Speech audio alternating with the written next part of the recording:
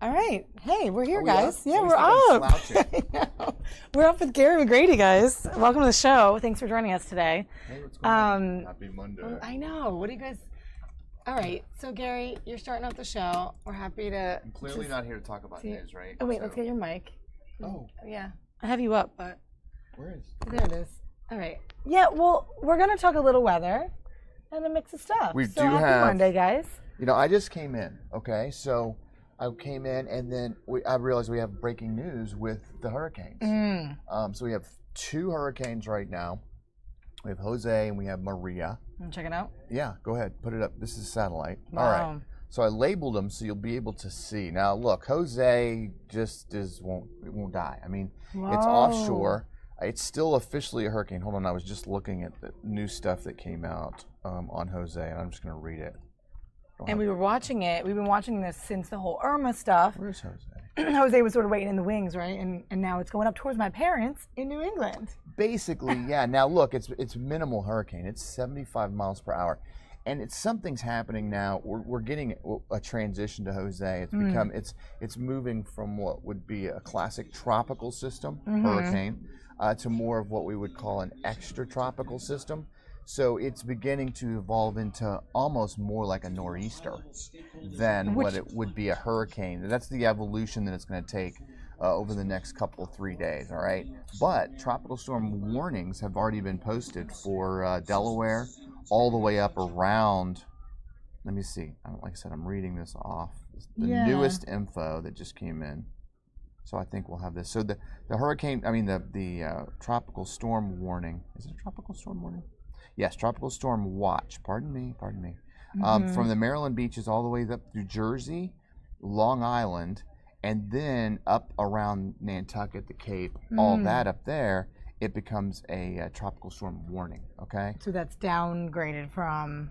Well, basically, what hurricane? They think is that once it's going to get up there, it'll be close enough to be able to produce some tropical storm force winds along the Cape, which I think it will. Like I said, what it's doing is now it's just be kind of transitioning into a more of a nor'easter. So this would be like a storm that they would get in February, really is what it amounts to. Nor'easter being like a snowstorm? Yeah, but a nor'easter is not necessarily a snowstorm. The nor'easter just represents a type of storm. It's extratropical. It's not a tropical warm core system. And it it's not doesn't have anything to do with the movement of the storm. It has to do with the winds coming into the storm, in. So it's transitioning more into that type of event for them. So Yeah, it's going to be rough for the beaches. Up there, yeah. But it's not going to be. And now the crazy thing about it is, it looks like once it gets up there, it's just going to kind of do a little sit and spin loop-de-loop, which has an effect on Maria. Now Maria, the breaking news on Maria. Look down here. This is big storm coming right up into the leewards and up towards the Virgin Islands again, right where Irma went across. And the breaking news on this is that she's now a major hurricane. So she's rapidly strengthened over the last several hours. So Maria is a major hurricane now. Maria has become a major hurricane. Right down here in the same spot where Irma was moving through. It's a little south of Irma, okay? But moving basically right over some of those same islands. You see the island looks like a butterfly? Yeah. That's Guadeloupe. So looks like it'll probably stay south of Guadeloupe coming up. South of the Virgin Islands, St. Thomas, St. John's, Barbuda, and then move up towards this. It looks like Maria is taking more of a track towards San Juan, towards Puerto Rico, than what did Irma. Irma stayed just a little bit north of there. Now, switch to the next one. This one here? Yeah. Okay, so this is, we've got Jose up there. Look, I'm just pointing. Yeah, take it full. There we go. There it is. Jose is 85-mile-per-hour winds. It's barely a hurricane. Okay. It's transitioning. And then you've got, look at Maria has jumped up to a Category 3. The pressure has dropped. The winds have come up to 120. And the big change here is that now it's forecast to become a Category 4 hurricane. Okay? And so maybe a Category 4 as it moves right over San Juan. And that's going to be in the next couple of days, really. And then I just put it out here in the Bahamas. I put one little tracker up there so that it by Saturday morning, it's moving probably out of the Bahamas at still a major hurricane. That tracker is what's expected on Saturday morning? Now this is the track from the Hurricane Center. I don't forecast these things. This is what comes in from the Hurricane Center. So what's interesting though, with what's left of Jose being up here to the north as an extra tropical storm, but not going anywhere, what kind of an effect will this have on Maria coming up? Is it going to help Maria stay moving towards the coast? Is that what sometimes they do? It could, yeah, because you get this interaction here. It's kind of blocking it, and how Maria affects this area of high pressure that how Jose affects the area of high pressure that Maria is moving into. There's all kinds of players on the field, and that will be affecting the things that happen with Maria later on this weekend. So they both affect each other. They play off each other. Well, it's just how it's how one storm is affecting an environment that will allow another storm and how it would track into that same environment. So, like I said, it's all kind of complicated features going on. You know, these two hurricanes are not the only players out there. There's high pressure, there's low pressure troughs coming in, and how all that works together. And so, a lot of times in that situation, our modeling kind of has a difficult task in working it all out. So these are cool pictures. Yeah. How cool now back out here to the west, you see the farthest blob to the west, to the east. That's Lee, but Lee is really getting beat up. I think it's just basically a tropical depression now. Yeah, I don't think that's something we have to worry about. So hurricane, tropical storm, tropical depression. No, tropical. It goes tropical depression, tropical storm, and then when it hits tropical storm, it gets a name. Got it. Okay, and then from that it goes to hurricane. And then it goes categories 1, 2, 3, 4, 5. There's no category 6. Right. It's just 5 is the last category. Nor'easter, different thing altogether. Oh yeah, nor'easter's just a nor'easter. And they come in all shapes and sizes. The difference between a tropical system and what would be an extratropical or more of a nor'easter is that the center of a tropical storm is warm core, and the center of a extratropical storm system is more of a cooler core, non-warm core. So as it gets a little higher up into the latitudes, it typically changes over. So how crazy is this that we go from hurricane season, which goes through November, October, into snow stuff, right? We're getting ready for, because fall is now. We have a chance of some snow in December. More likely we get into January, February, and March, where we are going to get our more significant storms. Generally speaking. This is kind of cool. Look at some pictures, we'll put them both up, of Daytona Beach right now, upper right. Now Daytona Beach is pretty far removed from Jose and still certainly pretty far removed from Maria. But, I mean, they're probably getting still some rough surf as Maria passed by. It won't be a big deal for them. But we're going to have, along our shores, I know this still the next couple of weeks, people like to go to the shore. So rip currents are going to be a big deal after Jose, especially this week. So people really warning people if you're going to the beach, that's a big deal. Yeah, and they'll probably keep a lot of folks. I mean, they'll control where they're going in terms of where there's a proficiency for rip currents. They kind of keep the swimmers away from those areas. Not rip tides, rip currents. What's the difference? Let's talk about a rip. First of all, the rip current is what happens at the beach. Okay, and what happens literally is so much water is coming onshore. When the water comes onshore, it has to go back out, right? So when you have more coming in and more going out, it will tend to create little exit areas. And in those exit areas, the current can go out a lot faster to evacuate all that water. And there's some areas that are known rip current areas, and then some are created. And then some happen where barrier islands meet bays, and then all that water has to come out too. So you get into it, and it can take you right out really fast. Wow. Have you ever been in one? Yeah. No, but I remember like the training of how to get out of them as a kid. Freaks you out. Wait, I thought that was a riptide that we learned. No, it was rip current. Riptide has something completely different because it deals with tides. Got it. And whatnot. And so I don't even use the term riptide. So so as a kid we learned what to do if you're caught in one, but it is scary to hear that and to try to imagine. Eventually, and the stronger one goes farther out, but eventually it takes you out, and then it disperses and it weakens, and then you find yourself able to swim one way or the other and get out of it. You're not supposed to swim against it, you're supposed to swim with it, get out of it, swim and parallel to it and try and get out of it. So scary. I know. Yeah. So what? Okay. So we're maybe at danger on the coast here, Maryland. That's the biggest thing for folks out there. Okay. And obviously beach erosion, and these big nor'easters up to New England and whatnot. Right. They do a lot of beach erosion, so that's just going to be a big, strong nor'easter type storm up there for them. Okay. Okay. All right. And we'll be watching Maria because, Maria's going to go probably through the Bahamas, and then there it is it going to get trapped and pushed up to the East Coast? So we'll know more, obviously late this week. That's the main one we're watching. Jose kind of bypassed our area? Yeah, Jose's not going to be a big deal. I mean, obviously it stays far enough offshore that it's not a problem, other than for heavy surf. Some high surf, some heavy surf, and a little bit of gusty wind along the coast. Okay. That's it. Okay. Awesome. That's all I have. Scare. Did you watch? I think this week looks good. Oh, weather-wise, yeah. Well, yeah, we don't have it up, but it's gonna be gorgeous. It's fine. Yeah, lots of 80s. It's hot. Did I watch what? The Emmys. No. Me neither, actually.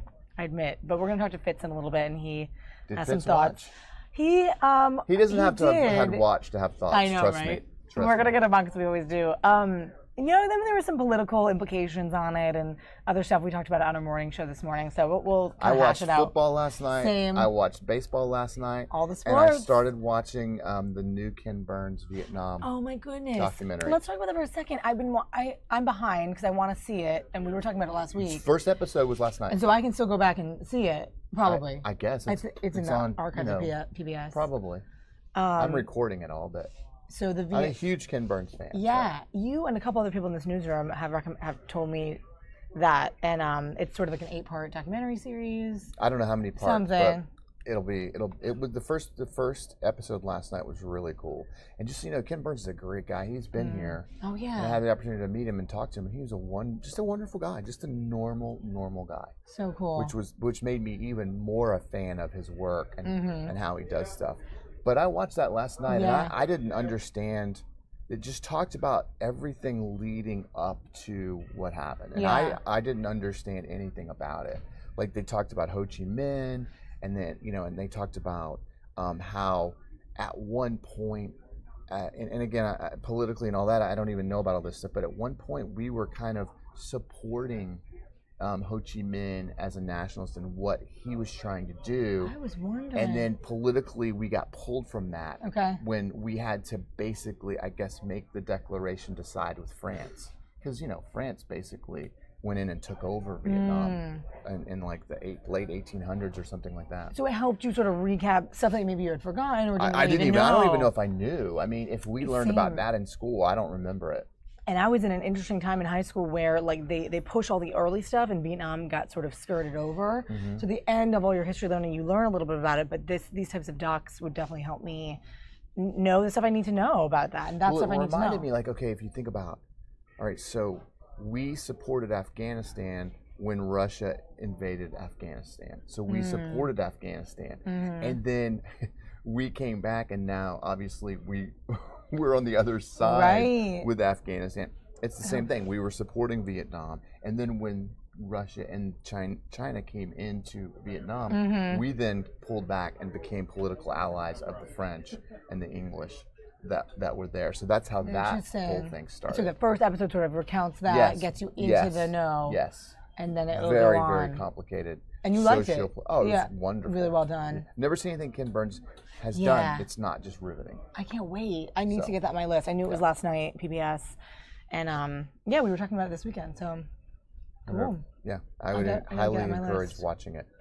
And then I watched the football and the baseball last night. Yeah, tons of football yesterday. DVR is a wonderful thing. You can just move through everything so quickly. What was the night game? It was the Falcons and the Green Bay Packers. Oh, yeah. And the Falcons have a beautiful new stadium, the Mercedes-Benz Stadium, I think is what it's called. That's right. There's 2 Mercedes-Benz stadiums.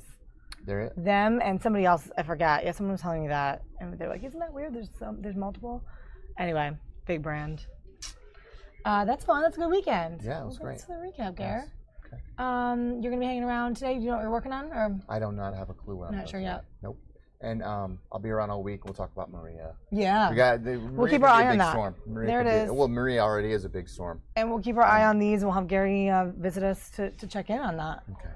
Yeah. Thanks, Gary. You bet. Here's Joe pointing us to the chips and nachos in the kitchen. In the break room? So we might have to go get some of that. All right, guys, we'll leave you this little map, and we're going to get little chips.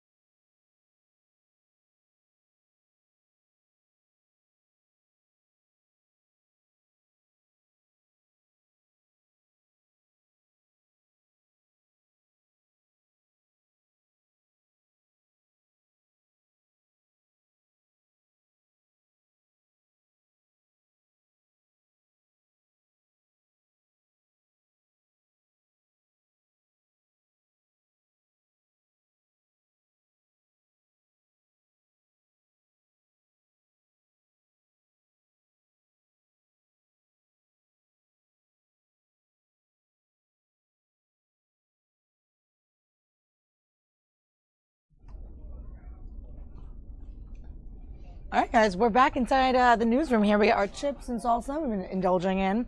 And we're going to have Fitz come over here and join me in a second. All right, Fitz.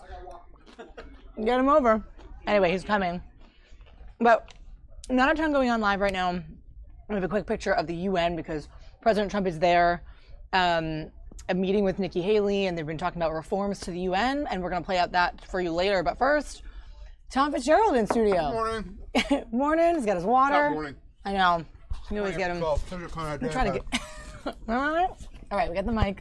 So, what we want to talk Emmys and sort of some political. Did you watch the Emmys last night? I didn't watch them all. I didn't actually watch them at all because I was preoccupied with some other stuff, and I was watching the tweets.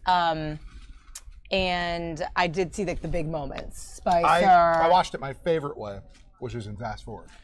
So you Which what? is what I actually watched. Taped it, and then I watched Ken Burns' Vietnam. And that's what Gary just watched. And then recorded the Emmys. So Smart. when the first episode of Vietnam, Deja Vu, ended, I could then fast forward right through the Emmys and just stick to the good parts and not watch the silliness or the boring speeches.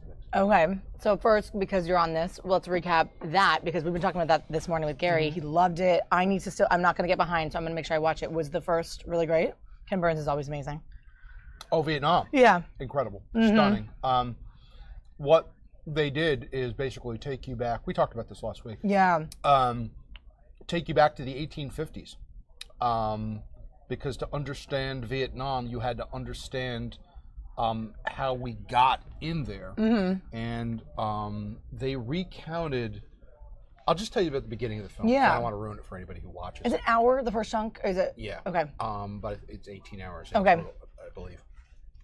So it'll be many episodes. You see these things, these images in these films that you've seen your whole life.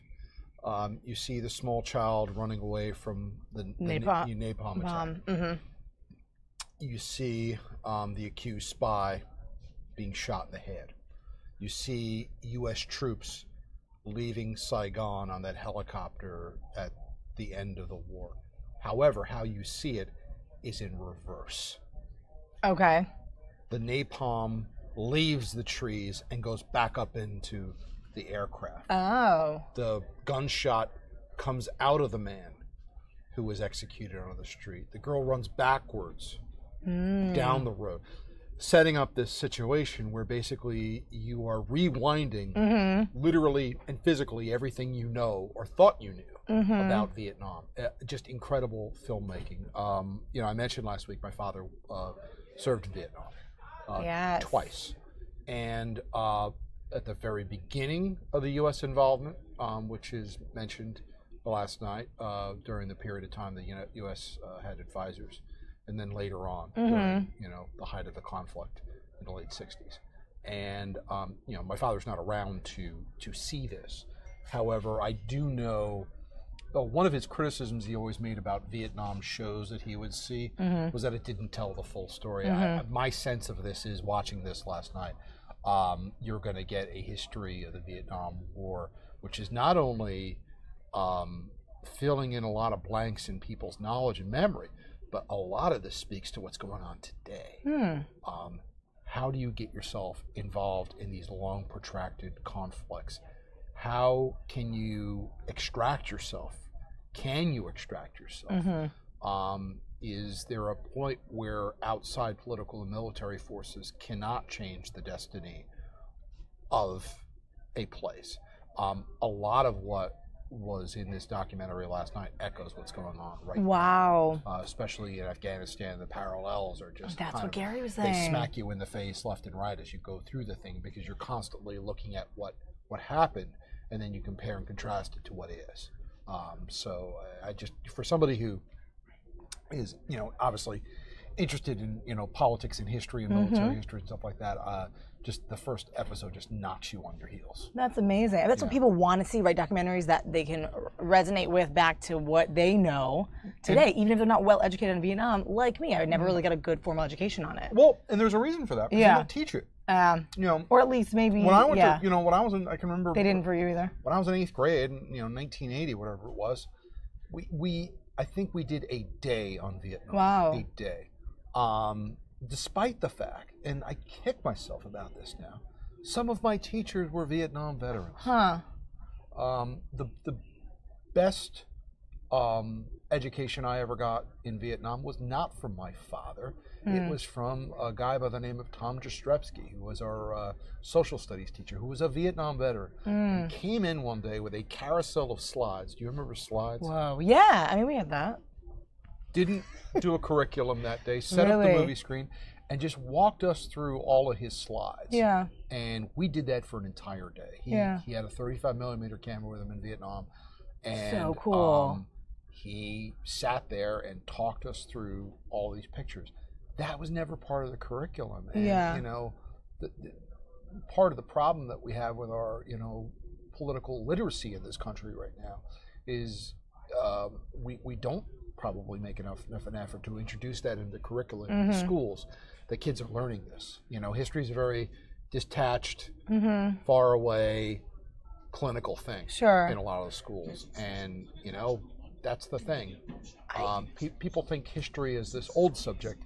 History is one of the few subjects where you're constantly adding to it every single day. That's why it really needs to be stressed and given the importance. Yeah. I was blown away by this thing last That's night. amazing. And to the credit of those schools and stuff, I think if they want to teach up to Vietnam, I think in my case, I think they kind of, I mean, I'm giving them credit because I think the teachers wanted that and the curricula demanded that, but they just ran out of time, per se. Like, they would be teaching so much on X, Y, Z, and there's so much to learn, right? And sometimes you're honestly learning to take an exam and all this stuff. The problem is, you know, school is I'm sorry hard. about schools these days. Listen, you know, I look at my child. own, but I look at my own generation right now. Yeah. We don't know this information. Yeah. And if we don't know this information and own this information, how do we then in turn pass that along to another generation of students, another generation of young people who are coming in? It's virtually impossible for that information to live on and to be included in our knowledge base in this country if we don't teach it, if we don't talk about it, if we don't know about it. There were listen, I sat there last night. There were parts about this.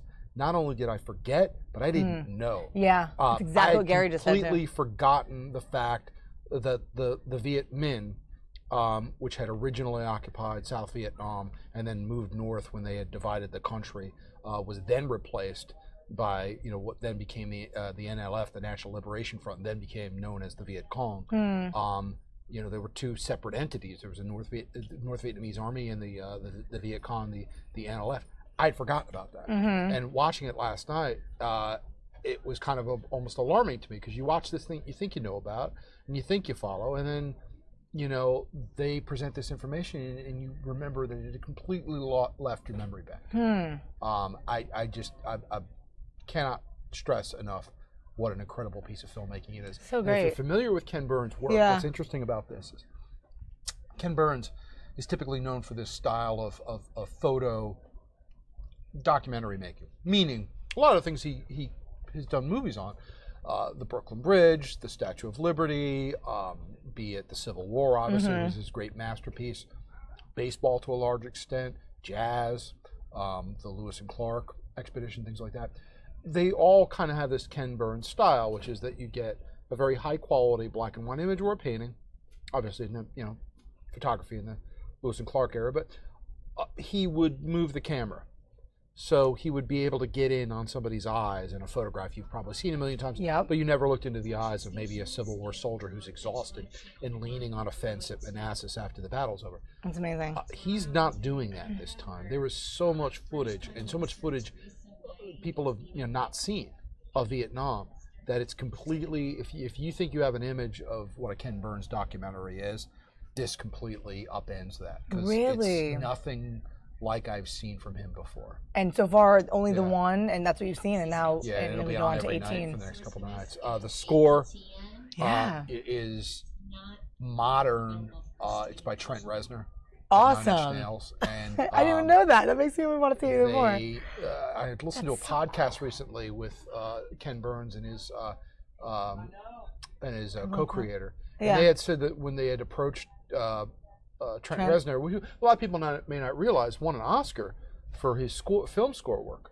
they didn't sit down and show an episode to him. They didn't score an episode. Basically, what it is, they gave him kind of a taste of the material that they'd be working from, and that's what he and his co-collaborator sat down. And they're, if you're familiar with Trent Reznor's work, if you're familiar with Nine Inch Nails, you will recognize that distinctive industrial sound. But it is very unique to this movie and fits in seamlessly with the material of Vietnam. That is so cool, and now I can see that. I didn't even know until he just told me that. But I know music is so important to me, a big part of my life, huge part of your life too. And the scores, it can totally change a piece of art, or documentary, or a piece of film. So I can't wait to see that. Yeah, that's gonna be amazing. This is so influential. It's important that people see this, even if you can't sit down and watch it every night. Just record it. Yeah, that's what you've been doing. Take a bite out of it. Yeah. As you can go along to get through the whole thing. PBS 18. It's really stunning. I got it. Yeah. And then of course last night we were going to talk to Fitz about this. The Emmys were last night, and there were some. I mean, we were talking about this on our morning show too, and everyone's kind of buzzing about it. Twitter was blowing up. Sean Spicer made an appearance, had a little line. Well, that was the big thing everybody was talking about. That's a big thing. So Stephen Colbert obviously is the host last night, and Stephen Colbert has, if there's a comeback kid in late night television, it's Stephen Colbert. By his own admission, the first year of the Late Show with Stephen Colbert was not that good. The ratings showed it. It was not, people were used to the character he played for so long on the Colbert Report on Comedy Central, that when he stepped into this new role as himself, even he says he wasn't quite sure who himself was, because he kind of been playing this character for so long. And initially, right out of the gate, the show didn't click. It didn't. And it wasn't just because Letterman had left. It was, remember that. We were very familiar with Stephen Colbert. It wasn't Stephen Colbert we remember. So they had a hard first year. Obviously, now you look at where they are. The politics of the day has completely changed the landscape in late night. And Stephen Colbert, because of his background in political comedy, has really been able to capitalize that, even, surpassing the Jimmy Fallon show on NBC, surpassing John Oliver? Jimmy Kimmel. Jimmy Kimmel. Well, that's the funny thing last night. John Oliver actually wound up winning the Emmy for, in that late night comedy category that they were all nominated. However, they had a fantastic take on that, where it was like Stephen Colbert and Jimmy Kimmel were out in the audience enjoying what they called a British cocktail. And made the remark that it was so special because they could only make one a week. And as we know, John Oliver's show only comes on once a week. That's a funny joke. Jimmy Kimmel and Stephen Colbert and their staffs have to come up with a new show every night of the week. Yeah, that's Two funny. on Thursdays. So you got a lot of the, even though you kind of fast forward through it, you got a lot of the little quips that were in between. Well, no, because that's the way I like to watch these things. Yeah, because those are funny moments. There was a time where I would watch them and live tweet and react to Yeah. them. But then I realized I'd be watching your that's tweets. like 3 hours out of my life, and Can't it's get that much life better back. to just blast through the thing, back up if there's something you want to see, and then just keep going. Yeah. Because, God bless the director of Saturday Night Live, but I don't. So, but Spicer comes out on the podium that Melissa McCarthy used to portray him. He has a line. It's funny. Well, kind of. Colbert makes this joke at the very beginning of the Emmys, saying this is going to be a very, very big audience tonight, and he says, "How big, Sean?" And then Sean Spicer pushes out what resembles to be almost the exact same podium from the White House. It's not. Right. It's on wheels. They flash to Melissa McCarthy. She laughs. Yeah, she's sitting somewhere in the audience, and Spicer comes out and he delivers, I would say, almost line for line and almost in the exact same voice. Yeah. That this will be totally the largest Emmy audience of Emmys in history. Period. And who was mad? Were people mad about this? There were controversy. Well, this is the interesting thing about this. Now, prior to the Emmys last night, you might have noticed this. A lot of the stars, a lot of the Hollywood stars, were wearing blue ribbons. Now, it's hard to keep track sometimes of what each ribbon for every event means. In this particular venue, what those blue ribbons were apparently were from the ACLU, the American Civil Liberties Union, and that was going to be a statement of free speech and expression that these Hollywood stars were putting on blue or wearing blue, or their blueness was an expression of their solidarity with the ideals of free speech and expression. Okay. So then what happens? So then Sean Spicer comes out, and all of a sudden Twitter starts getting a little snarky. Shame on, things like the Emmys are normalizing Sean Spicer, that it wasn't appropriate for him to be there, that how that it could normalizes. you allow somebody from the Trump administration, even though he's not in the Trump administration anymore, formerly of party of that, and it got a little far away from, I think, what the joke was supposed to be. That was the guy comes out there. They all seemed very excited in the moment, but it seems like after they realized what their political take was going to be on it, because if you looked at the reaction shots in the audience of all the Hollywood stars, they're all laughing. They're all turning around to each other. In the moment, they all think it's really funny, and it was really funny. The only problem is later on, I guess, when they started to think about it, they all started to kind of tweet some things that were not so complimentary to Sean Spicer being there, calling into the question Stephen Colbert, calling into the question the Emmy producers. Why would you, have this official from the Trump administration in there? But, the person who was most talked about on that show last night without being there was Donald Trump. Donald Trump, Alec Baldwin gave him a nod with his award. Well, because Alec Baldwin won that award because of his impression of Donald Trump. In fact, right from the beginning during his monologue, Colbert, talking about Trump, played this bizarre exchange from the debate last year where Hillary Clinton started talking about the fact that Donald Trump didn't win an Emmy. And Trump interjected that he should have won it, Yes. And Colbert goes back to this thing with the president about why didn't you give him this Emmy? If he had gotten the Emmy, it would have fulfilled him. He wouldn't have run for president. I see. That's a part of the opening. Okay. So, I mean, for somebody who wasn't there, Donald Trump played a very, very large role in that Emmy show. But, from what I understand right now, the ratings were not that good. Of last night's show? No. Really? Part of the problem is, to play media critic here for a minute, there used to be a couple of big award shows every year. There'd be the Emmys, there'd be the Oscars, there'd be Grammys. the Tonys, maybe the People's Choice Awards if you were in. I watched them all. The MTV Awards got pretty big. Teen Choice, Grammys. But there are so many awards. I know shows there's a bazillion. right now. And yes, the Emmy, the Oscar, Those are the Tony, tops. The EGOTs as they call them, or the Grammys. Oh, yeah. Those are always going to be the big ones. Right. But the screens are littered with these award shows like that. So it becomes very hard to make the argument, especially on a Sunday night, which is traditionally not. People are just getting back to school. Fall is starting like that. The Emmys have always been in the fall. However, that's not typically where a lot of the award season. Grammys are usually in the February. March is March is when Oscars. the Oscars are. Tonys great. tend to kind of live around the end of the summer. Or the beginning of the summer as well too. So I don't know whether it was just not a great night for people to watch television. There was a football game on last night. Right, all that. That's true. So and obviously, as I just talked about, I was watching the Vietnam. Yeah. Something like that. So I don't know. Right, How, and so I don't know how that did in the ratings, but there was a lot of other programming on last night, and I don't necessarily know what the ratings had to do with the politics. Yeah. But certainly, I can't remember another Emmys where politics was not as front and center as this one. Yeah, and naturally, Justin Trudeau and Theresa May are here. I know. I was watching this. Should we flash it up? I think we should.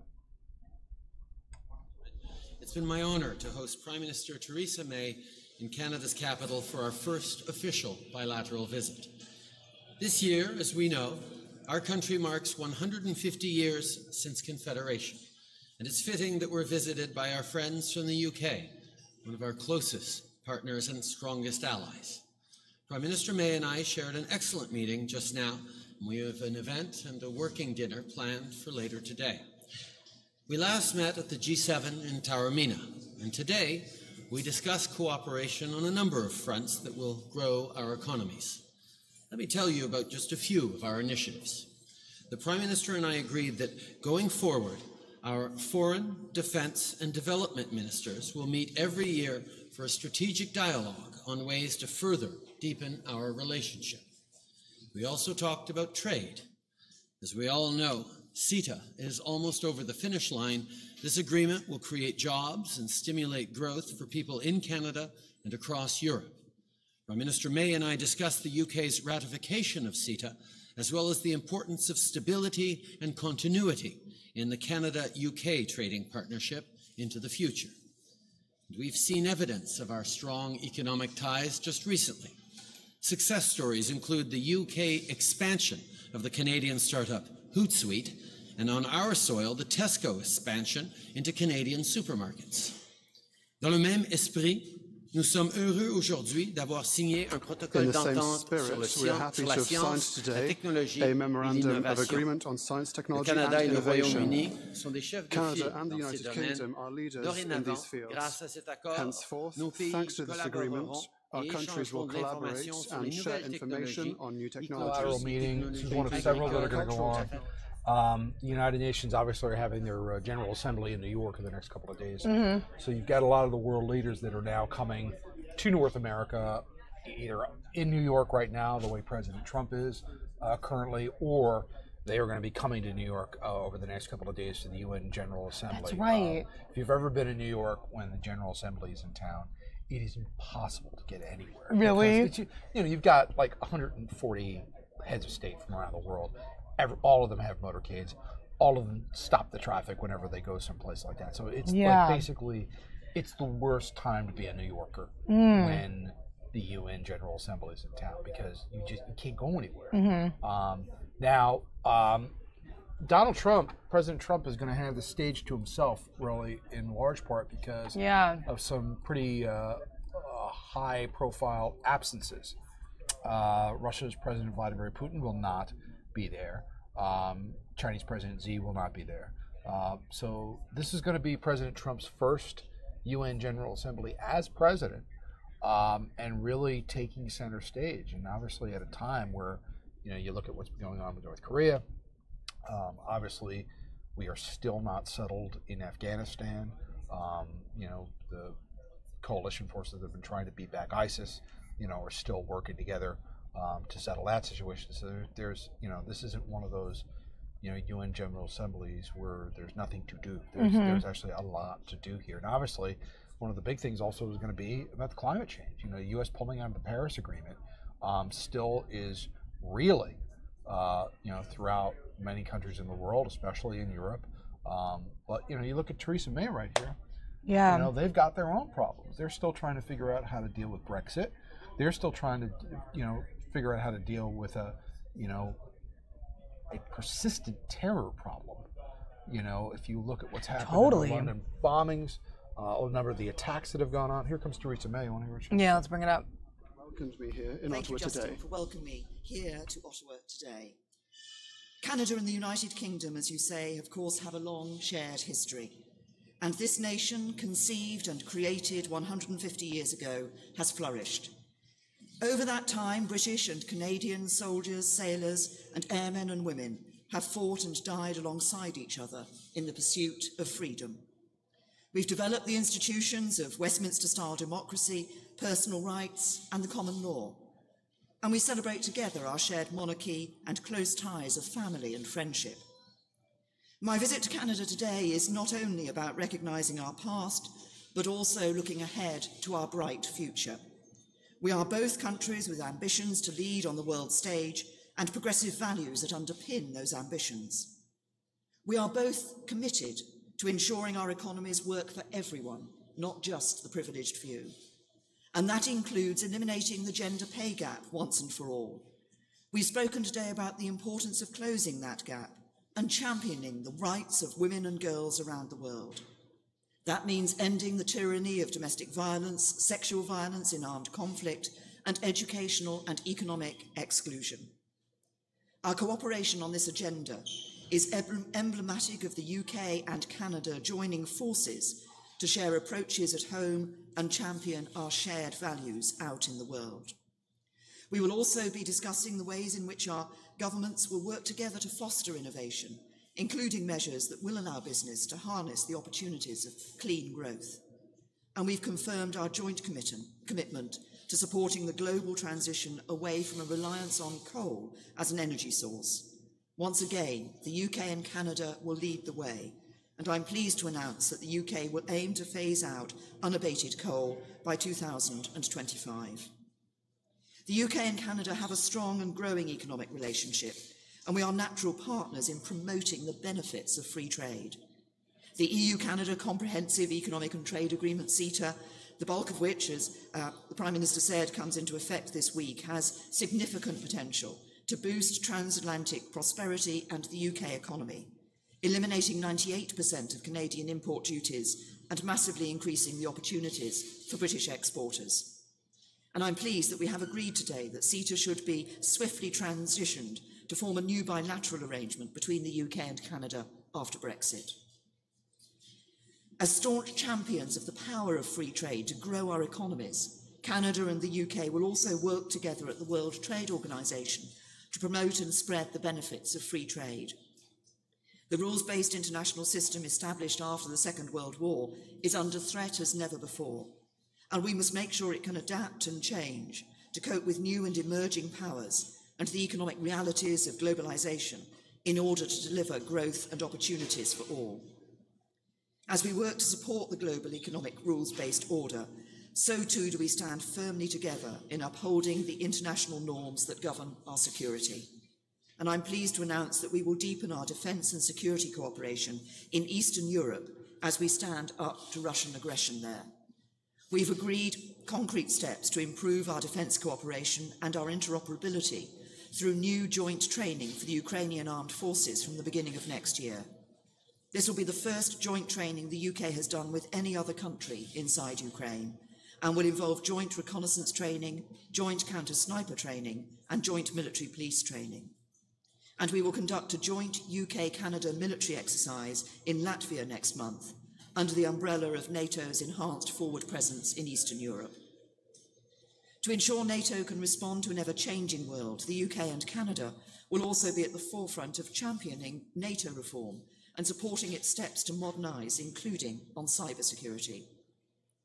And today we have discussed how we will continue to work closely together on counter-terrorism and counter-extremism, sharing intelligence and expertise to build community cohesion.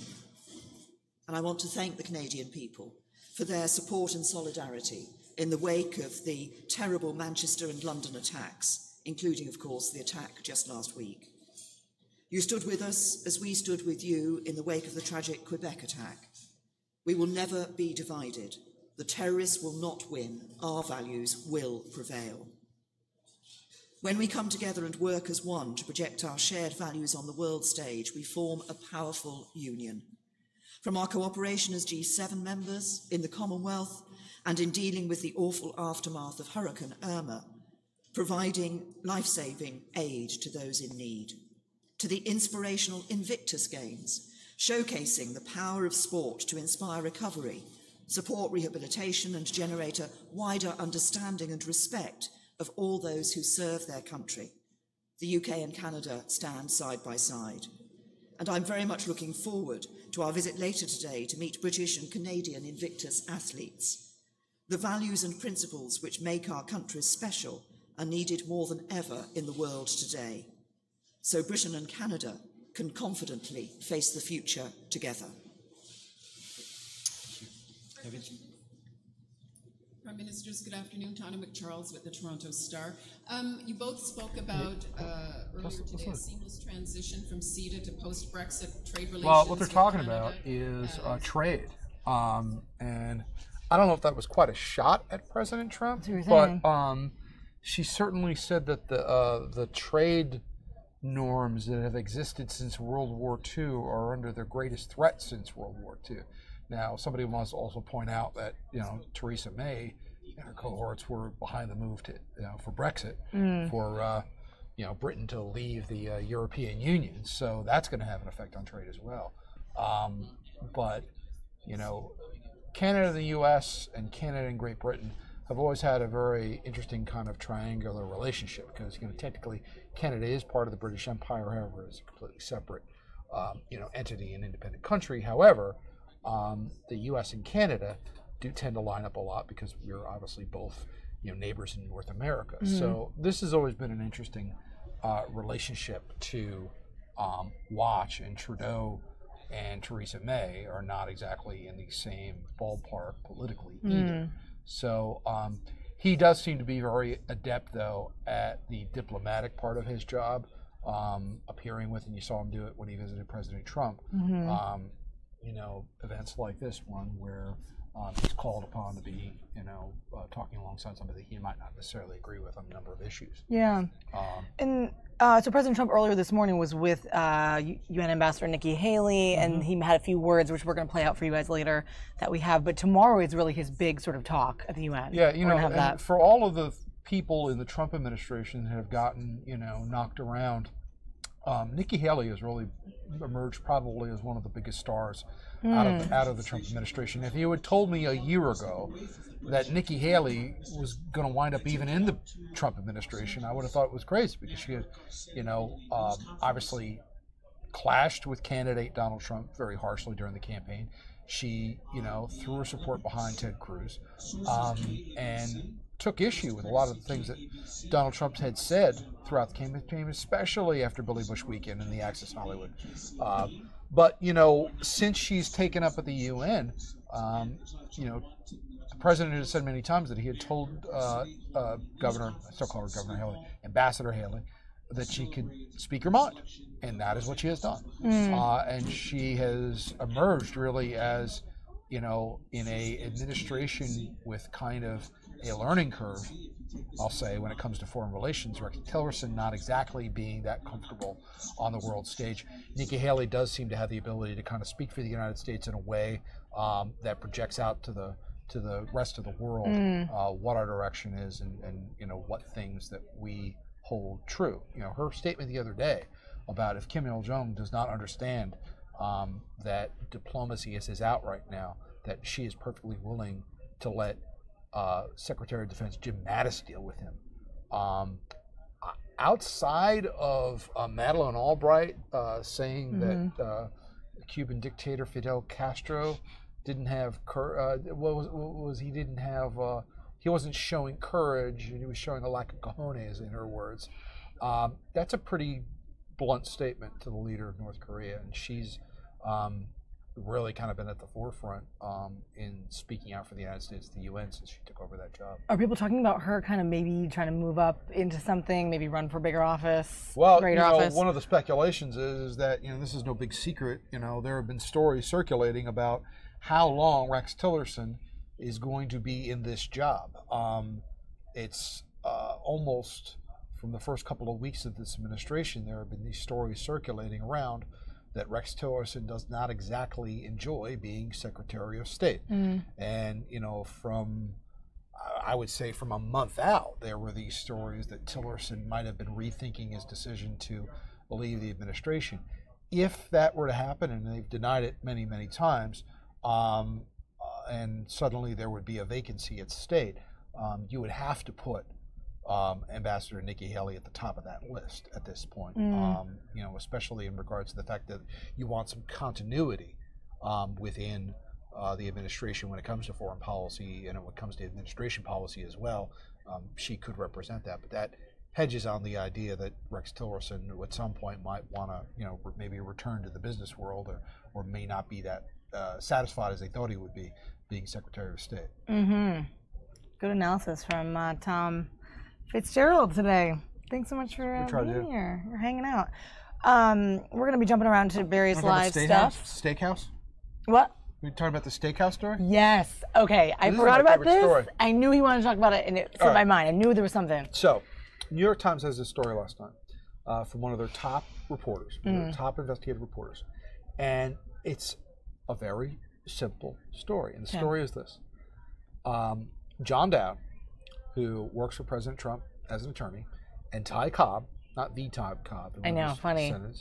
Also an attorney. Also is one of President Trump's attorney.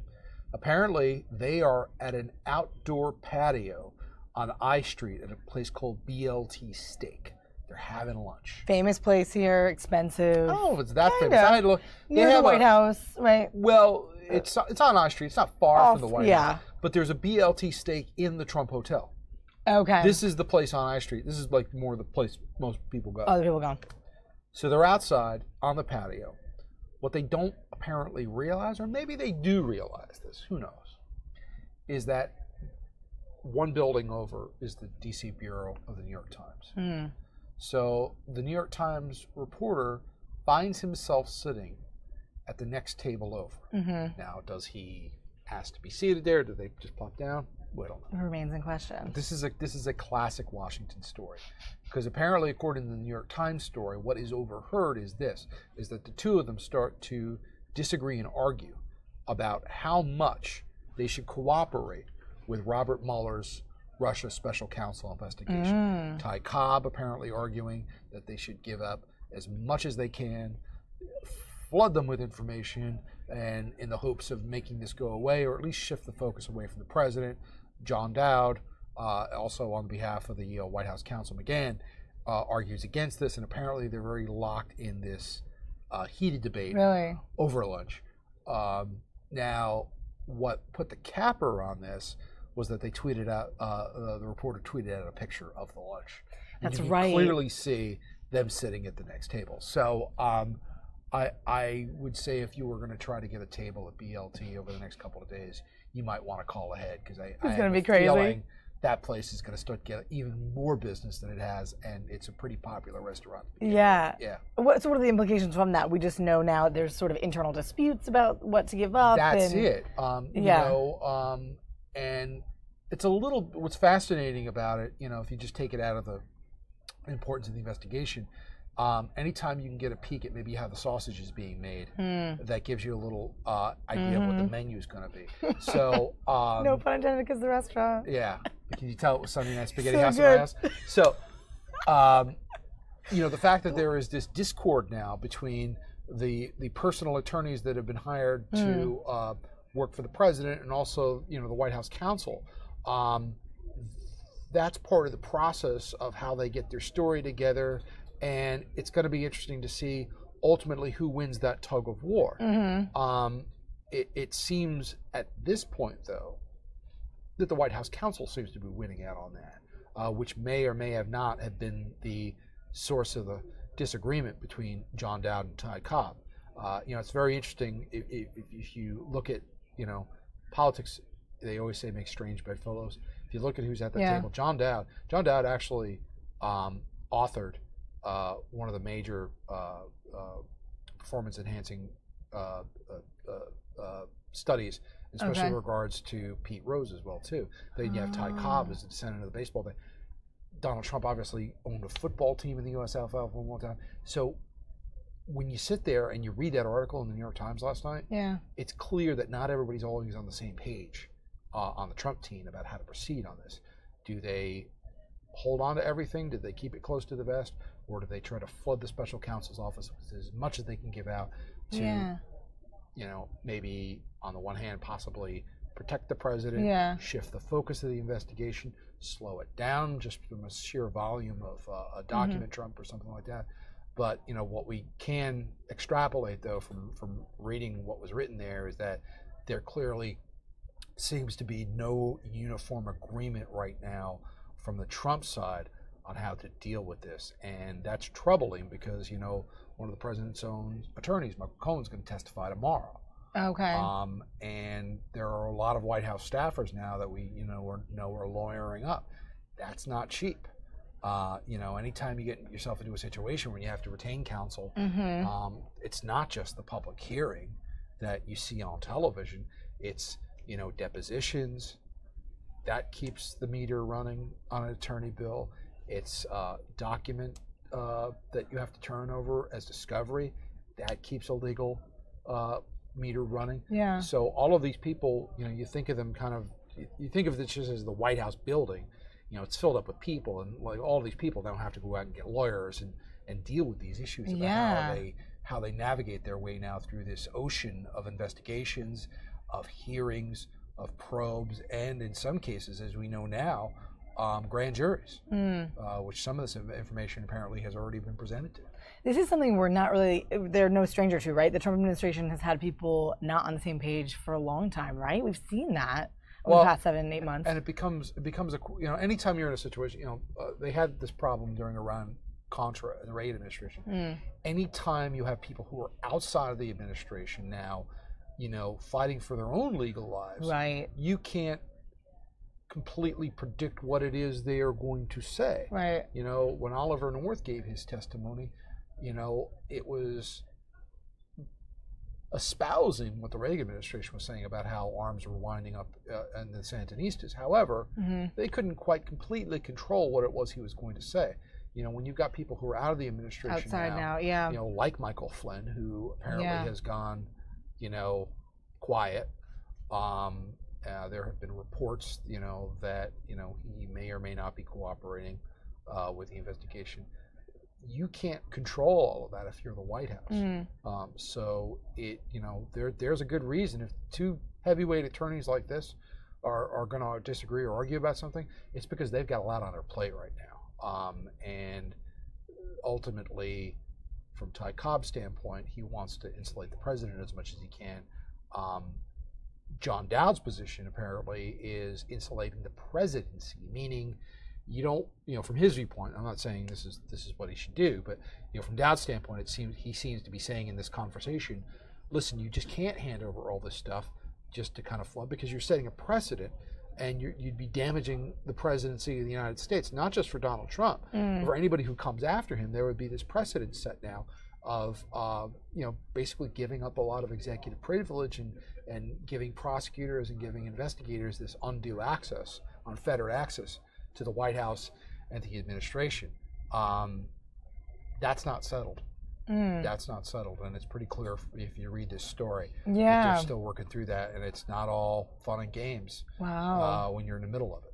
You think it's what you're going to be talking about today, covering, or we don't know? I don't know. Yeah, there's a lot to talk about. Yeah, there is. I know that was one of the things you had your eye on.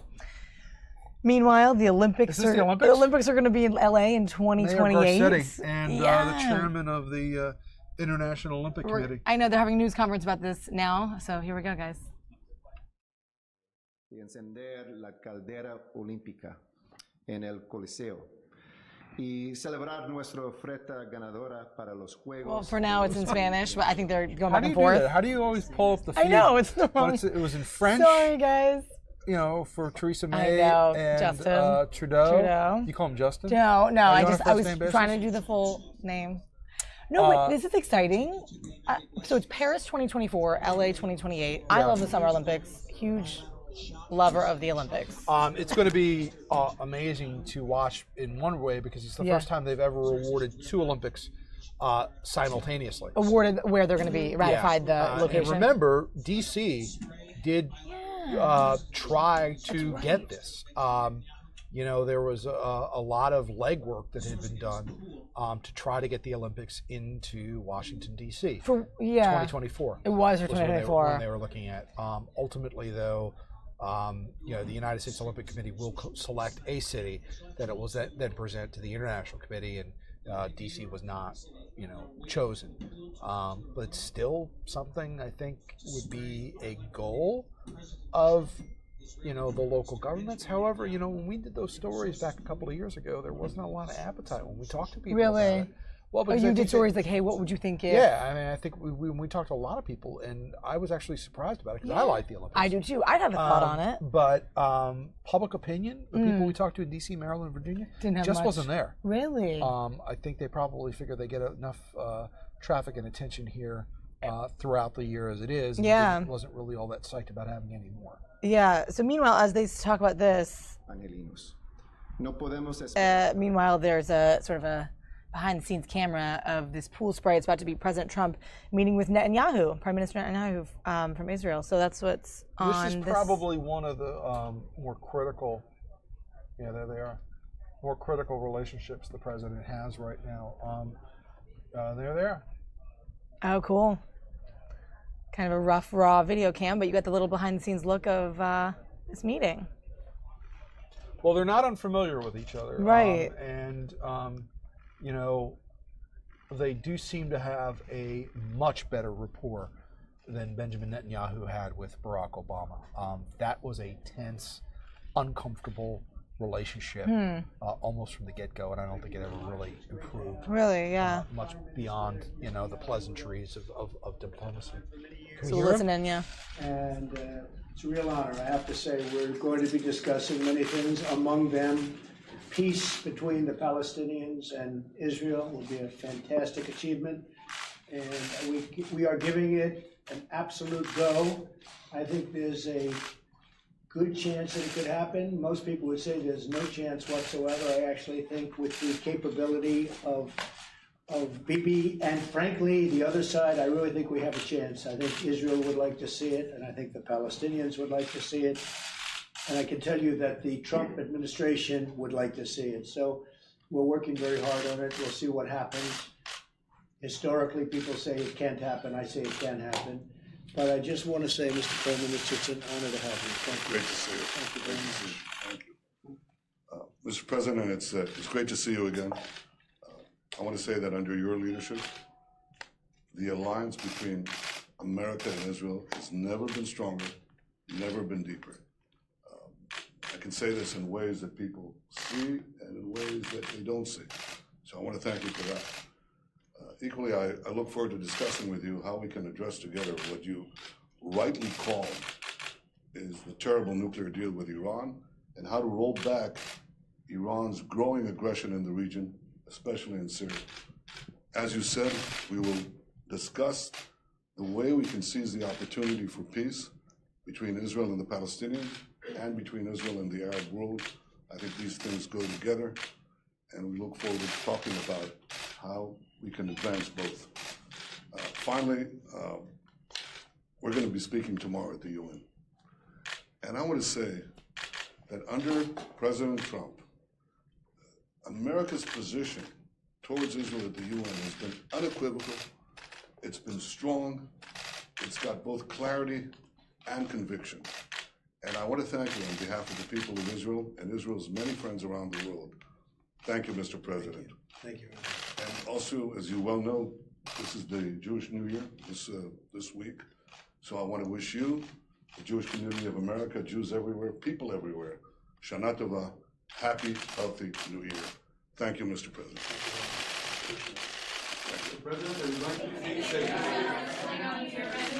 Mr. President, do you plan to stay in the Iranian nuclear deal? Guys, we're out. Let's go. You'll see very soon. Sorry? You'll be seeing very soon. We're talking about a constant. I know you hear my voice. Thank you. We're talking about plans. Guys, come on. No.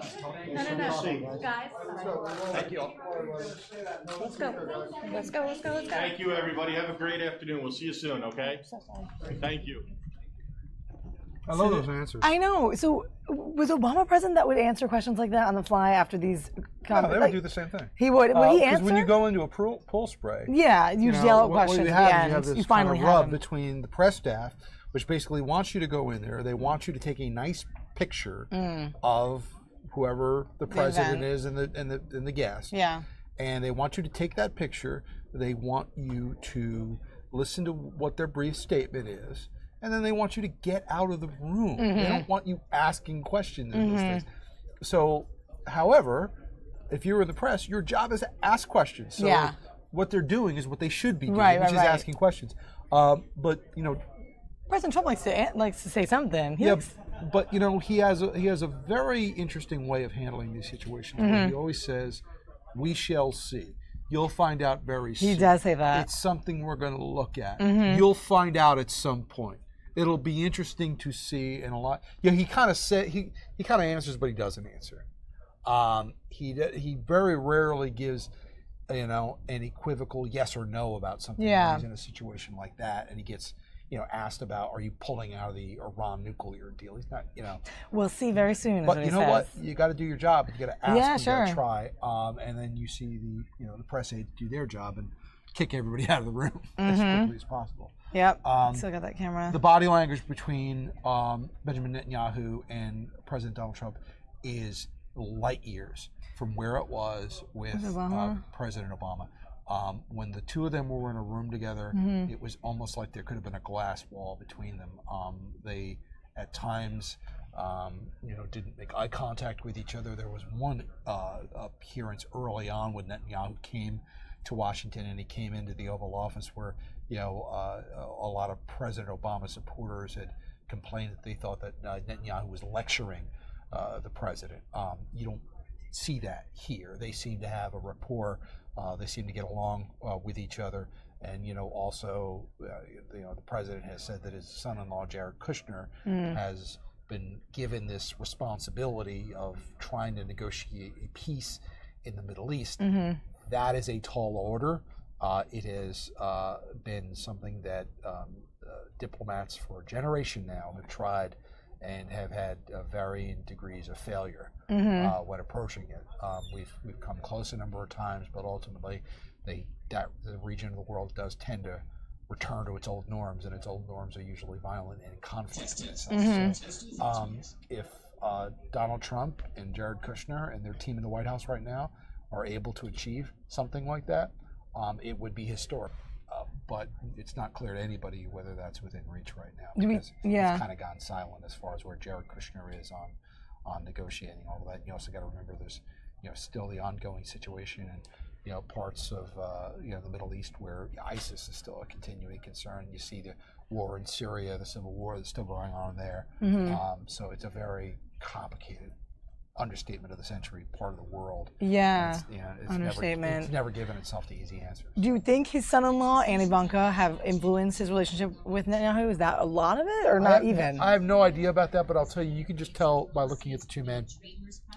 Ideologically, Benjamin Netanyahu and Barack Obama were always going to be at loggerheads, because Barack Obama looked at that part of the world as kind of more of a level playing field where people in the conservative circles, and certainly, many advocates for Israel will tell you that is not a level part of the world. Israel is surrounded by people who want to eliminate Israel. Totally. So anytime you start talking about an equalization in their viewpoint of the situation in the Middle East, you're in a position right now that to a lot of people who look at that part of the world think that kind of description is unfair.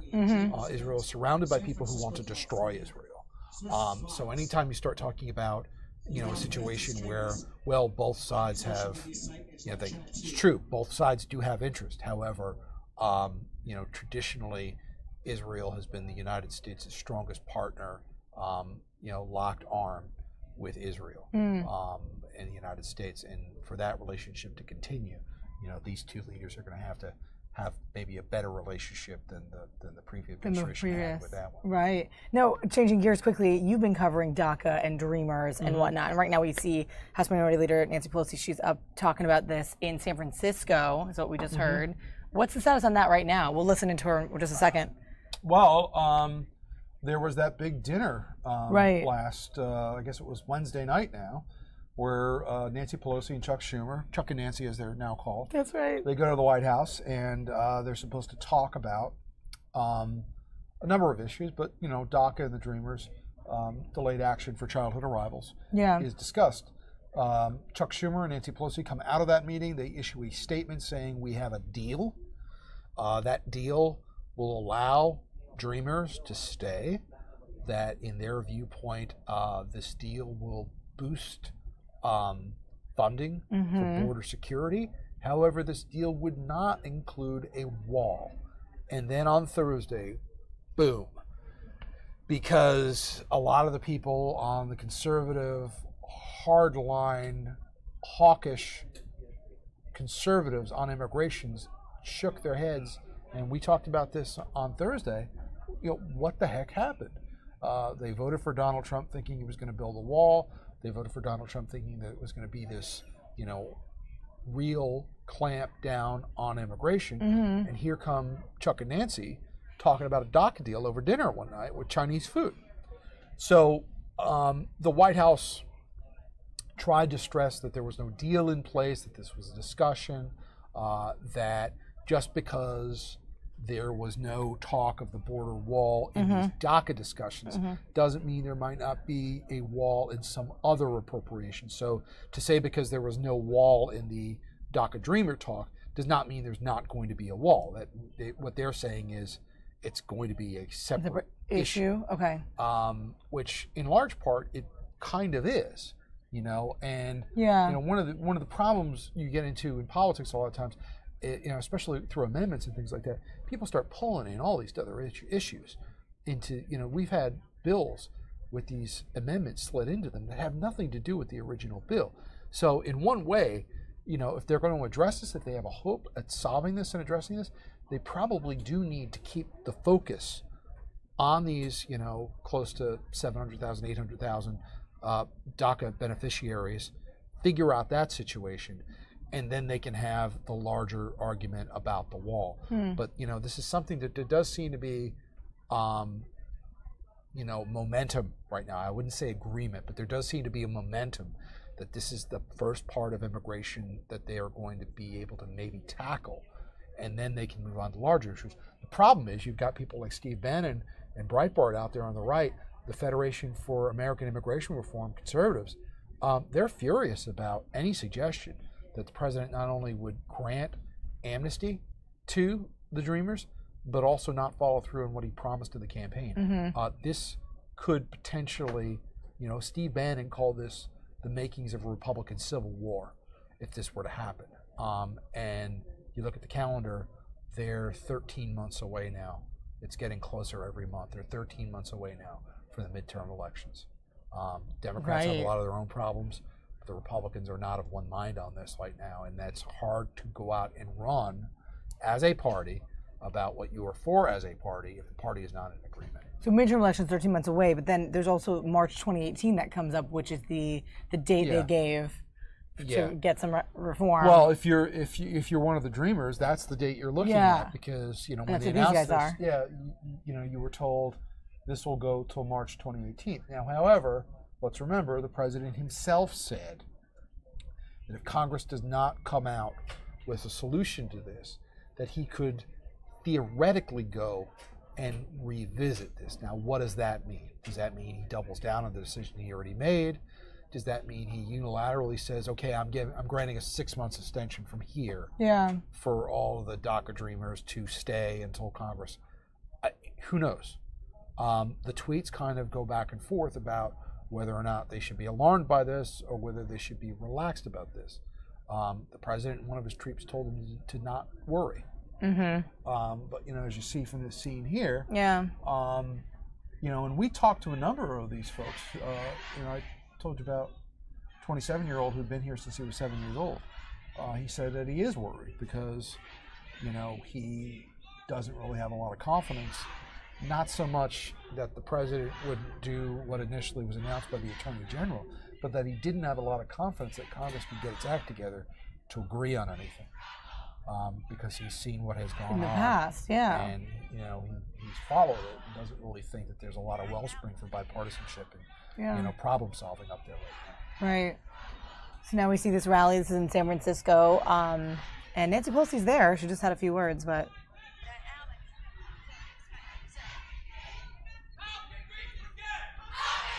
She's trying to. Something else might be going on here. I mean, she's behind there, Okay, you've asked some. You've asked some questions. I'm not so You've sure she asked hasn't some lost questions. control of this. You've I know. asked some questions. You've asked some questions. Okay. Thank you for this. No, I want to. No, you've asked questions. But she's on their side, You have take this full screen. these. Guys.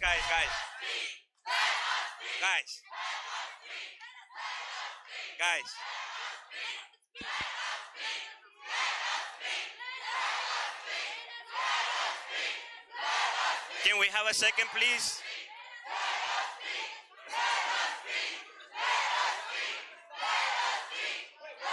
Can we have a second, please?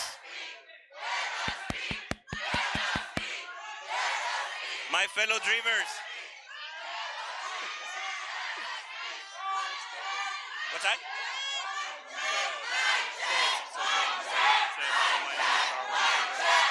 Hello, my name is Darren Velasquez. All right, So what are we seeing? So what's going on here? Nancy Pelosi has this event with the DACA Dreamers. Yeah.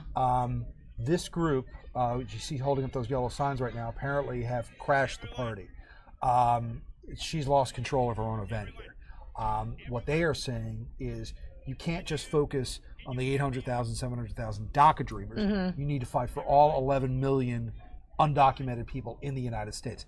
That's a tall order. And it's totally That's different. Something. It's a Right? totally different argument. And you can see, take it out again. You see Nancy Yeah. Pelosi is struggling to keep control of her own event here.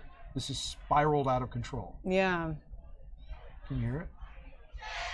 Everyone, good morning. Good morning, friends. We do have dreamers that would like to share their stories. We have friends, we have dreamers who would like to share their stories. Okay.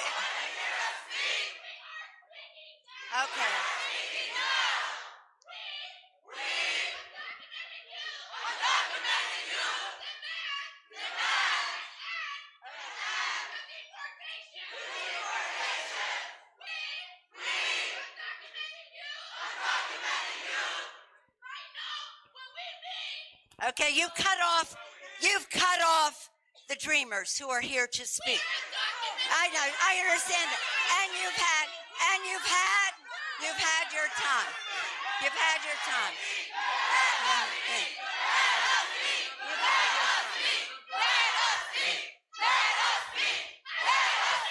You've had your time.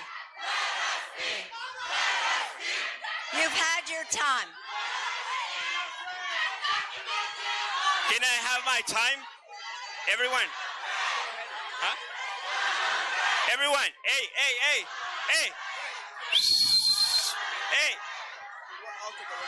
Huh? Okay. Okay, friends. We do have people who are going to speak. We have stories that we'd like to share with you. So we appreciate your enthusiasm. We want to make sure this is about you, but we have to listen to folks that are here. So we have folks that are here. Guys, you're taking my time. You're taking my time. All right. Hello, everyone. Thank you, Leader Pelosi, for your attendance to this place. Thank you for your leadership. And we need you. Everyone, here at College Track, we believe that a 4-year college degree opens opportunities, not only for our dreamers, but also it opens the doors to unlock potential for our community.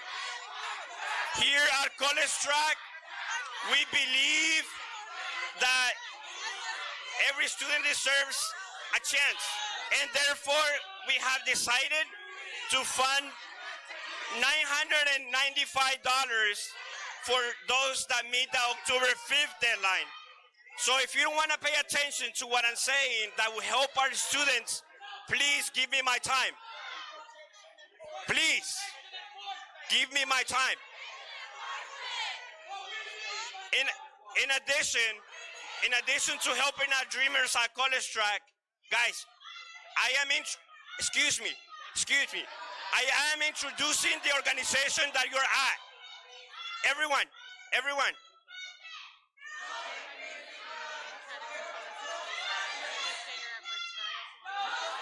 Okay, no, that's fine. I'm trying. No, I'm definitely not. They're not going to stop for you or any other dreamer. They have a message they want to get out. Let's just let them say what they need to say. Okay. Let's just hang back for now. Okay.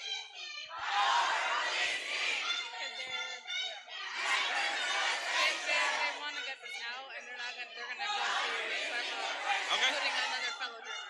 Okay. That's fine with me. You are my priority. I want you to be, this is not on you. So let's let the... I'm safe.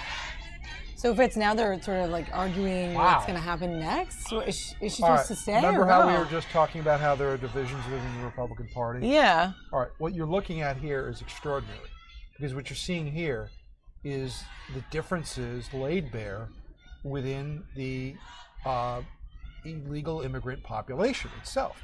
What this group is saying is that Nancy Pelosi and the Democrats, who are doing all this focus on DACA and the Dreamers right now are ignoring the total picture. And the total picture are the 11 million people that are in this country illegally. Right. And they want the Democrats to take up their situation as well, too. You know, President Trump during the campaign said that ultimately he would want to see all of these people self-deport. That's unrealistic. Right. 11 million people are not going to self-deport. Right.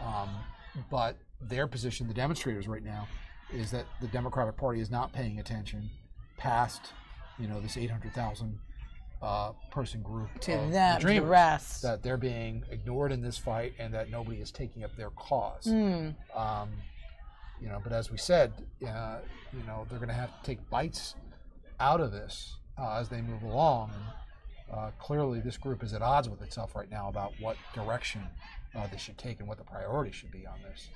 Clearly they're not happy with the fact that DACA and the Dreamers are being focused on instead of them. So they clearly most likely plan to kind of take over this rally. Well, and we'd have to find out exactly, you know, more about what this group is. But clearly, this was not what Democratic Minority Leader Pelosi was expecting. Right. Today. She thought she was going to go to this, and it would be a friendly group of supporters who were going to thank her for the effort she's been making on behalf of the Dreamers. And what she was met with, in fact, was this this group of people who were calling her out, basically, and calling out the Democratic Party, saying that you're ignoring most of us. That if you focus on just the Dreamers, well, you're leaving out, 11 million people, because 800,000 is a drop in the bucket when it comes to the total number of illegal immigrants in this country right now. So what are you doing for us, is what they're saying. And she was pretty much chased away from the microphone. She tried to get it back. They wouldn't stop. This group right in the front of the screen here seems to be particularly intent on not allowing this thing to move forward. I'm not giving away any secrets here. Capitol Security is standing, U.S. Capitol Police are staying very close to the Democratic Minority Leader right now, because this thing appears to have spiraled out of control. They're chatting with her. Can we hear what they're saying? Yep.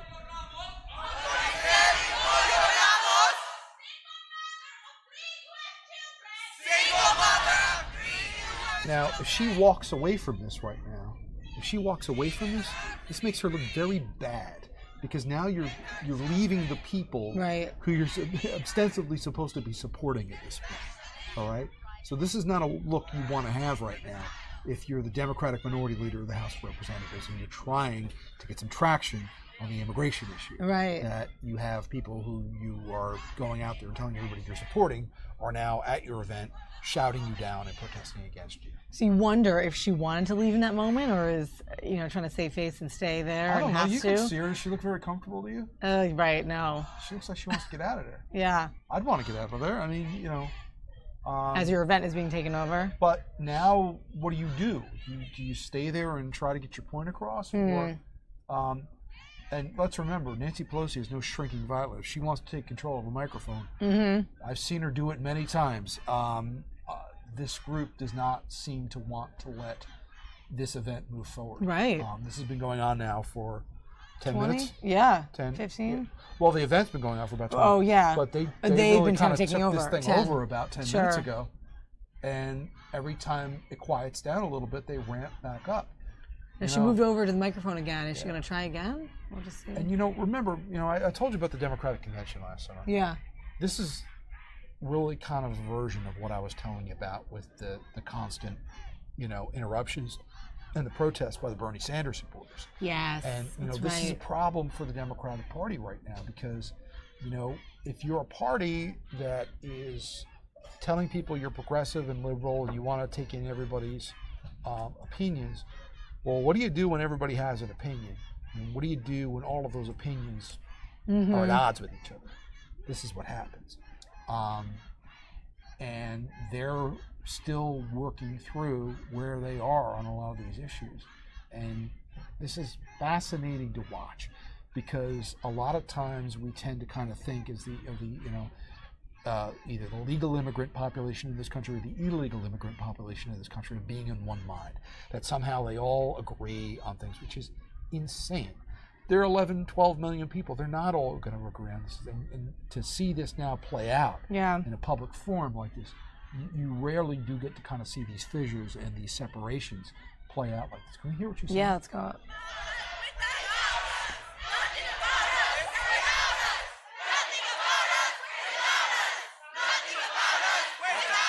Okay.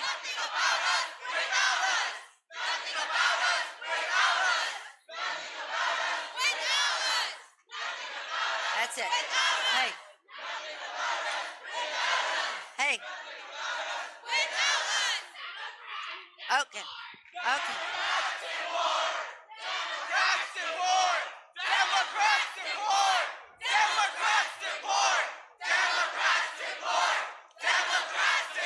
There's only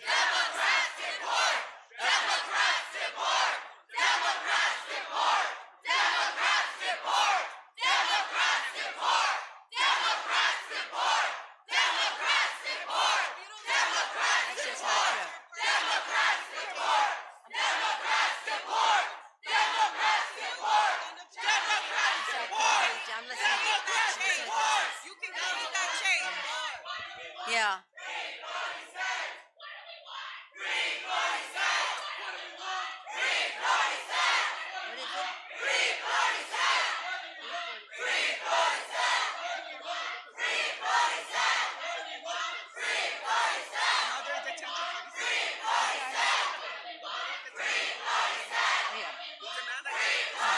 It's very awful. No, you're right. You're so right. No. You guys, I'm really. We just had no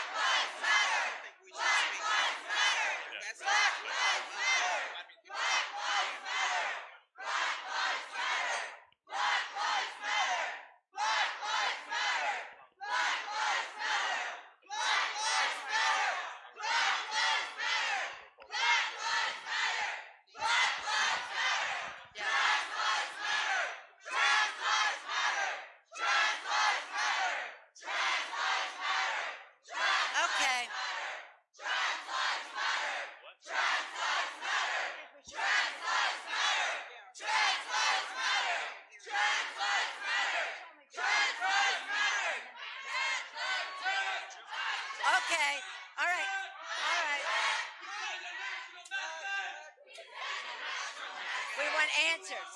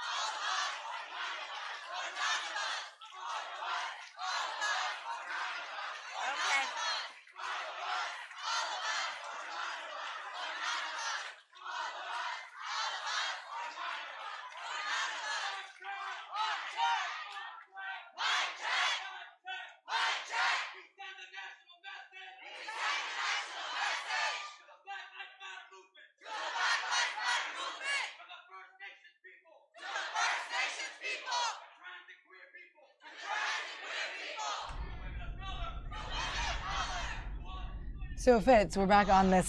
So Nancy Pelosi did not expect this, right? I mean, no. This was her normal presser. Well, this was going to be an opportunity for her to kind of, bask in the adulation of people who have been supporting her efforts to get the DREAM Act passed and allow DACA recipients to remain in the United States. What happened was completely the opposite. The event at this point appears to be hijacked now by other immigrant protesters. She's trying to get in. The mic back.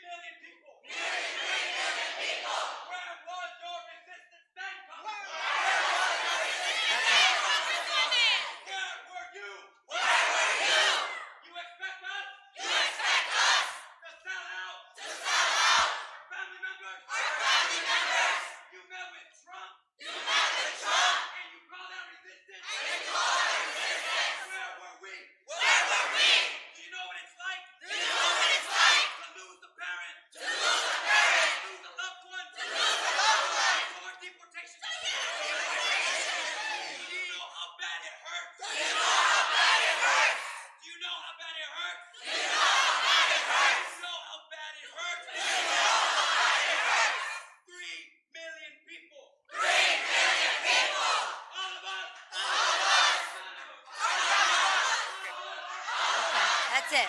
All right. That's it.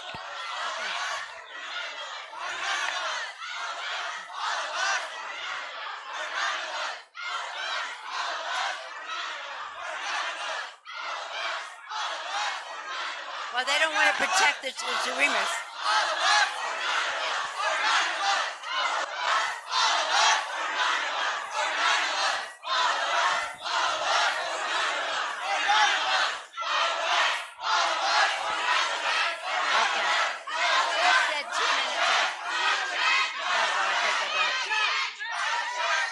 Okay.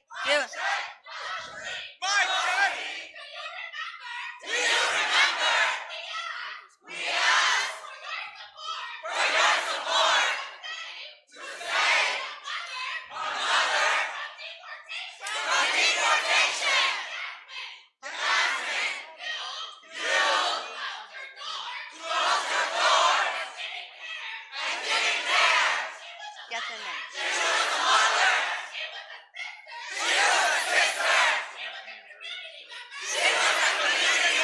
Okay. You bet. Okay.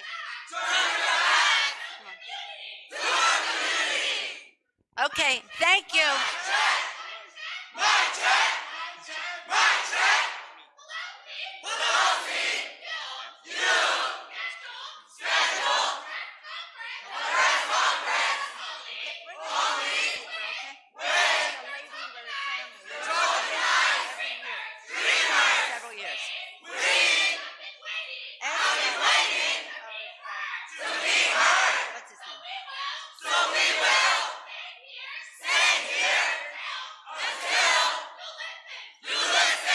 We are listening. Do you want answers? Do you want answers?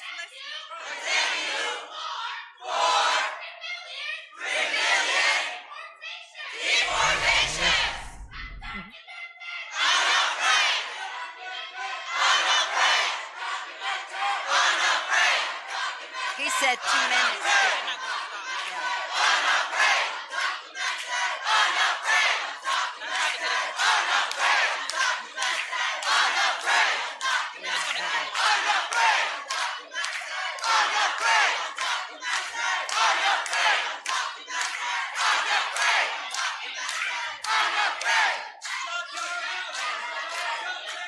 Okay. Do you want answers?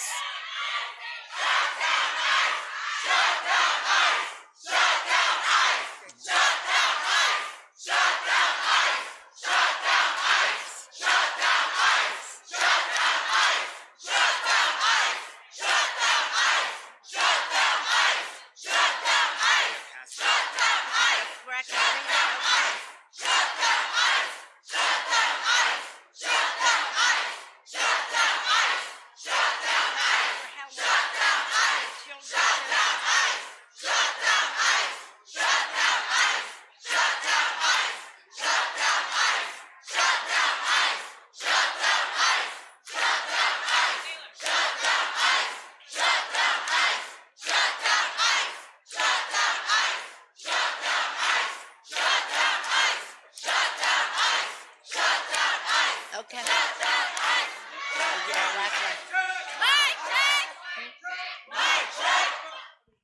years, we have demanded to meet with your office. Turn your back on us. And you're going to turn your back on us. It's no surprise. It is no surprise. When we ask to defend Yasmin Elias Obregón. Say her name loud. Yasmin Elias Obregón. For every Yasmin, there are 3 million others. Will you stand?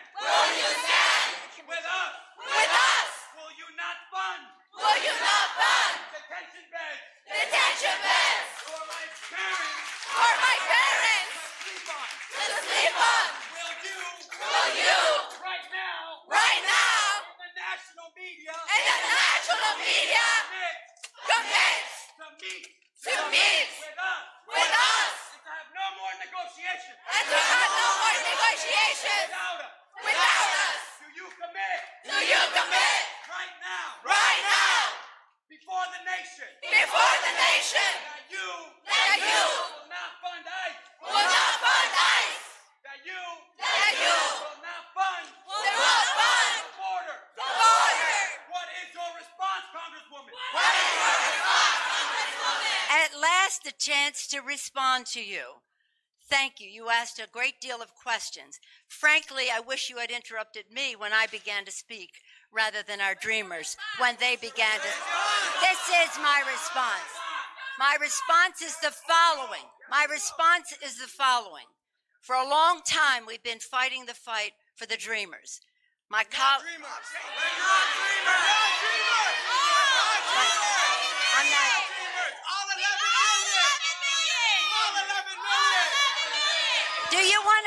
Do you want to hear an answer, or do you just want to shout?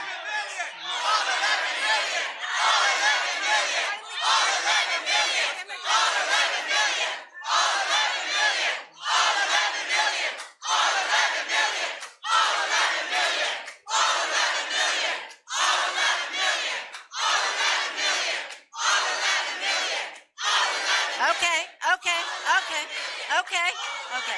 I totally agree with you. But as we fight the fight for the dreamers, which is our... Do you want to listen or do you just want to shout? Yeah, I got it.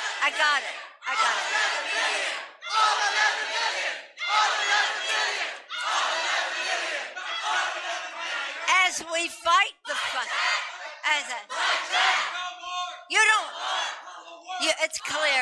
it's clear you don't want any answers. Is it clear?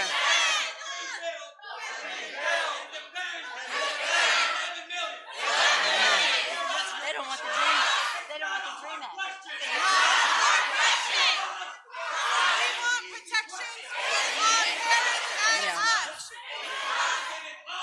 Do you want answers?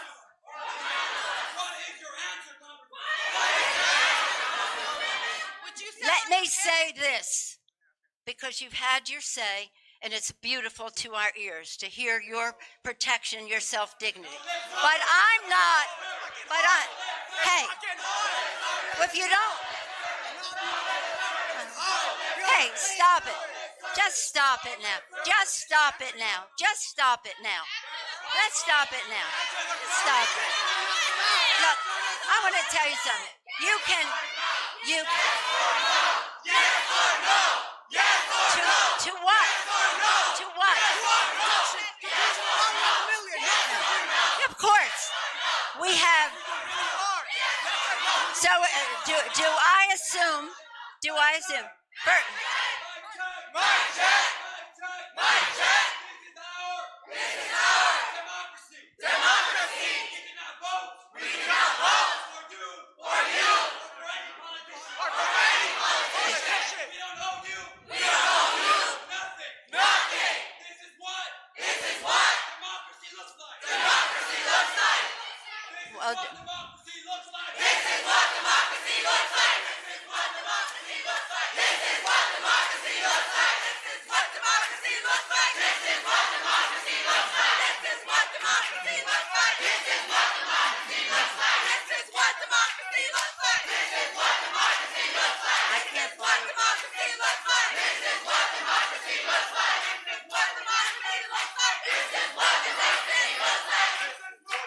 Okay, listen.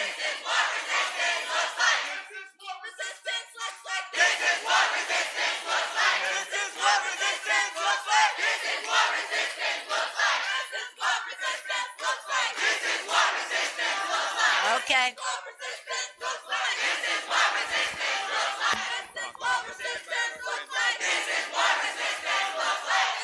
Look.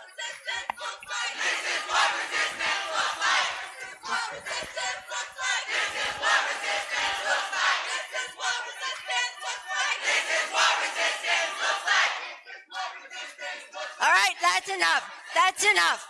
We have listened. We have listened. We have listened very eagerly to what you had to say. Do you? You did. To what? To what? To what?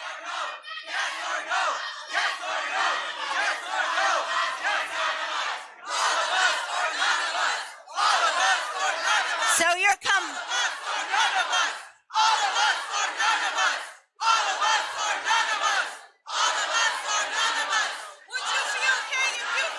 All right. Look.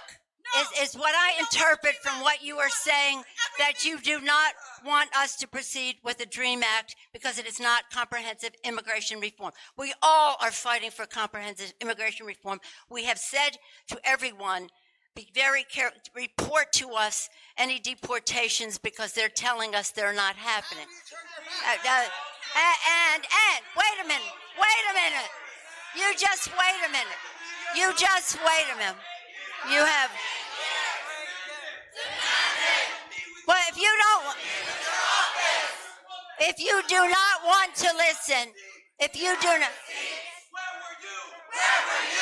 When we asked. They've never asked. To defend our parents. And now you tell us. You have the audacity. To tell us. You have been fighting deportation. Yes, I am. Yes, I am. You do not. You don't know what you're talking about.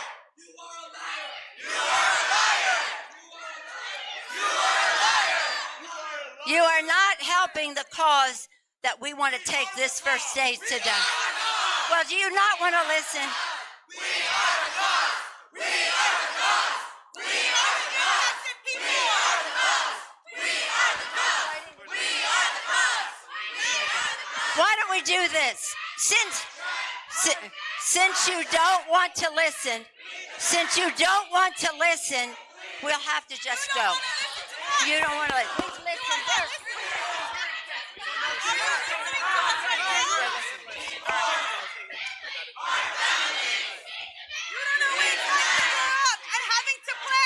Emergency deportation plan as a child.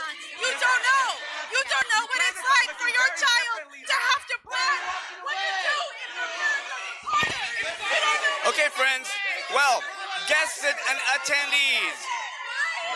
We are in a really respectful place here with College Track.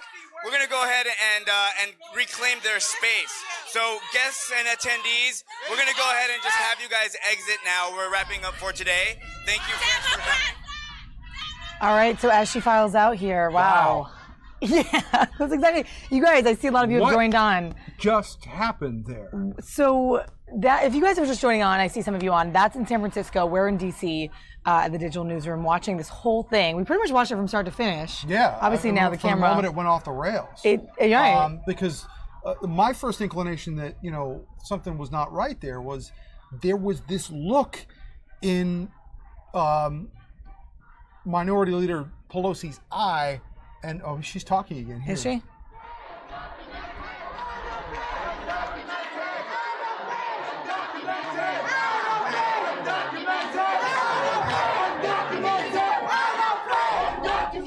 Maybe they can get in close, but if we get her on the mic, we'll bring her in. We can't hear what she's saying, but clearly this didn't go the way it was planned. And the way it was planned was that she was going to get up there. There were going to be all these people who were supportive of her efforts to pass the DREAM Act, support DACA recipients, keep that 780,000 people in the country. Mm-hmm. This event blew apart. Totally. When you had other protesters come in and say, no, wait. You just can't talk about DACA. You just can't talk about Dreamers. You need to talk about what they said, the 11 million illegal immigrants that are in this country right now. They are demanding that Pelosi, I don't know how they think she's going to do this by herself, but give some blanket protection to them. They chanted, shut down ICE, which, as you know, is Immigration and Customs Enforcement. That is responsible for protecting our borders in this country. They want that shut down. Mm-hmm. And then when they weren't getting the answers from Nancy Pelosi that they liked, they started chanting at her that you're a liar. Right. That was notable. She tried to take the mic back a couple of times. She would get started. They would start in again. She would again say, let me talk, let me talk. They weren't letting her talk. Finally, as you see, she just gave up. What's the trouble there? She needed to keep speaking to speak over them. What's remarkable about this is because everybody kind of thinks that, it's the Republicans who are the ones that are having these disagreements and these, fights over immigration. You just saw a very real live example right there about how this is not settled on either side of the political spectrum. There are deep divisions within the Democratic side of this as well. And you see the anger of a lot of those protesters who think that they've been forgotten about in the Democratic Party's push towards DACA, push towards passing the DREAM Act. It's not all rosy on the Democratic side either, and you got just a first-hand front row seat on looking at what's going on. That was crazy. It looks like we got a little more in still. This was the group. They had this sign, right? We saw them earlier. Yeah, they're still making their statement. Well, they've taken this over now. Right. This is totally now, overtaken. This is now their event.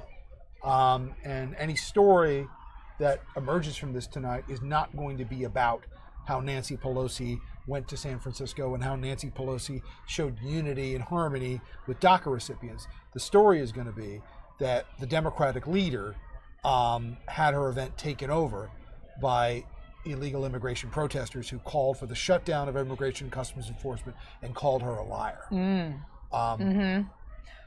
That doesn't help when you're trying to get a story out there that they just came off this big victory by having this dinner deal with the president. This is a setback in that narrative that they're trying to put forward right now, that they have unity within their own caucus and within their own side of it. Yeah, and what is the protocol in situations like these when there's someone of that esteem or some politician? Should they stay I'll tell you what, go? I'll say this for Democratic leader Pelosi. A lot of other politicians would have folded their tents long before she did today and hightailed it out of there. She kind of tried to stand her ground as much as she could. Ultimately, I think she tried to think that she could win the crowd back over, win the microphone back over. They're still going. She's been out of the room now for 5 minutes. That wasn't going to happen. They weren't going to relinquish the stage. They weren't going to relinquish the cameras. They weren't going to relinquish this attention that they're getting right now. And this put her in a position where you're either going to stand there and fight, you're going to speak your mind, otherwise you're going to pack up your things and go. And ultimately, she decided to pack up her things and go. Wow. Not for lack of trying. She tried to hang in there for a while. She did. Get the microphone back. I wasn't sure. They weren't having it. Right. I wasn't sure what security kind of does in that situation, but she did try. Well, I don't think there was any security danger here at all. You saw the Capitol Police were standing right next to her through the entire thing. Right. She does have a protection detail with her. They were there with her. I don't know what they were whispering into her ear the whole time we were there, whether they were saying, let's go or not. And she obviously wanted to stay because she believed that she could get that microphone back and finish what she was going to be saying. One of the points she was making was that following her initial remarks that led to this outburst by these protesters, that was supposed to be followed up by a lot of dreamers that were going to come out and tell their story. That all got shut down because of this. That all got put to the wayside. A lot of those people didn't get up to the mic and nobody heard their stories. Yeah, if you guys are just joining us here, I see some people coming on YouTube or on our website, fox5dc.com. I'm here with Tom Fitzgerald, Fitz, one of our political reporters, and we're watching this rally that just got overtaken really by the ralliers. calling for undocumented immigrants, all of them, to have rights, essentially. And Pelosi was trying to speak. There's somebody. I don't quite know that this is the picture the Democratic Party wants to be kind of showing right now in regards to their ability to kind of rally the troops on immigration. This is counter to everything that they've. There goes the picture. Yeah, we might get it back in, but counter to everything that's been going on, where they've been trying to kind of, reach out to these different immigration communities and also form some kind of unity when it comes to DACA, when it comes to the Dreamers. This was a disaster, right, for them. This is not what they wanted to show today. This is not the message that they want to get out there. That immigrant populations in this country are now, calling the Democratic leader a liar, and then in turn calling for the elimination of immigration and customs enforcement. Not where a lot of the country is on this, and they're talking. That group right there is talking about some kind of blanket amnesty. That's not in the cards. They can't even get to an agreement on DACA right now. So to be in this position right now where they think that there's going to be movement on granting amnesty to 11 million people, that's a tall order. It's impossible to see how that would take place. This is quite notable today. If you guys just caught it live, that just happened in San Francisco, and that's a newsworthy item for today. We're going to be talking about that tonight, for sure. That would fall into the category of a newsworthy item. Absolutely. When Nancy Pelosi gets shouted down by her own supporters. Absolutely. Pretty crazy stuff to watch, guys. Thanks for joining us along with us and commenting in the chat. Sounds like we have a good amount of people on here. Tom Fitzgerald joining me for the past hour plus. Really great to chat with you. That was something to watch, wasn't it? I'm glad we caught it, because that's the thing. Sometimes we never know. Things crop up. We pull in our sources and just kind of try to get the most interesting live breaking stuff out to you guys on our digital platform. That went off the rails. It did. That went off the rails because it's the last thing that they want. The last thing they want is for anybody to be doing a story. That was, in some regards, it's kind of a cookie cutter event. You see them in town all the time, but clearly, whoever did advance on that didn't realize who they were letting into their own event. So, they do these things usually, they call them AARs. After, see these staffs get together after something has ended. Oh. After action reports. And they'll be chatting about. This is going to be a doozy of an after action report. How did our own event get swamped and taken over when we were trying to make a point about DACA and the Democratic efforts to get the DREAM Act passed? Yeah. That was a disaster. I noticed she was quite uncomfortable through a lot of that. Oh, wouldn't you be? Shaking. Yeah. Oh, absolutely. Absolutely. I mean, that's not the way that was supposed to go for her. Yeah. You wonder sometimes how different politicians will react. And again, if she would have been ushered out earlier or whatnot. But she did eventually give up because she was not getting to her point. Well, I think she just realized at a certain point that we're going to let her talk. So either you could stand there and, the person who was holding a sign over her face might have done her the biggest favor because, you didn't have to sit there and look at this uncomfortable expression on her face as she was being shouted down by the people that they thought were going to be there to support them. Right. Wow. Amazing. I think it's time to roll out. Yeah, thanks, Fitz. You've been with me for a long time today. It's been awesome. Tom Fitzgerald, we're going to have him on whenever he's here for some political analysis. All right. And we just caught that one live. So okay. We'll thanks, see you later. All right. Roll out. He's going to roll. Thank you guys for watching. We're already up on 2 o'clock now, and it's pretty amazing because that went by fast. We just saw that live coverage from San Francisco. And again, we don't know sort of what we're going to be getting in throughout the day, but we usually just have a rough got your mug plan.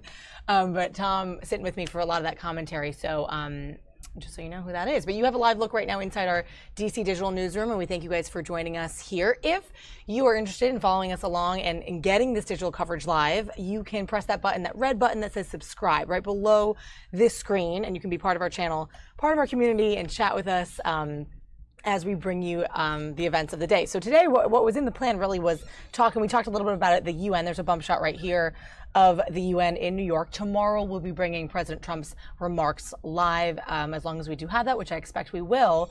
Earlier this morning, he spoke with Ambassador Nikki Haley et al. At the UN in New York. And then we talked a little bit about the hurricane as well. So kind of a mix of stuff today. But with that, guys, we are going to be pretty much doing 11:30 to 2 o'clock here for our midday show.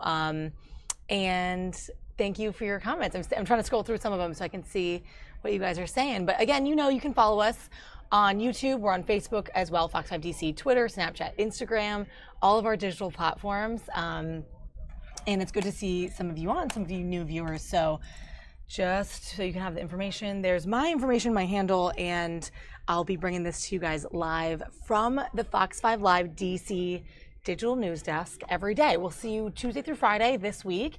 If you're interested, we had a very interesting special digital coverage on Saturday of some of the marches, the rallies, speaking of rallies, downtown this past Saturday. So you can check that in our feed.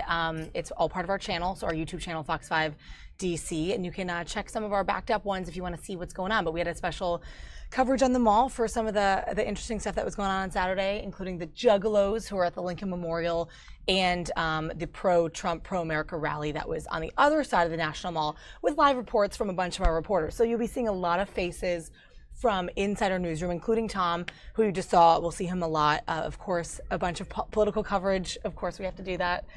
We do a lot of that. And as hurricane season continues, hurricane coverage, and et cetera. So with that, guys, we're going to continue our coverage on air and online, as always.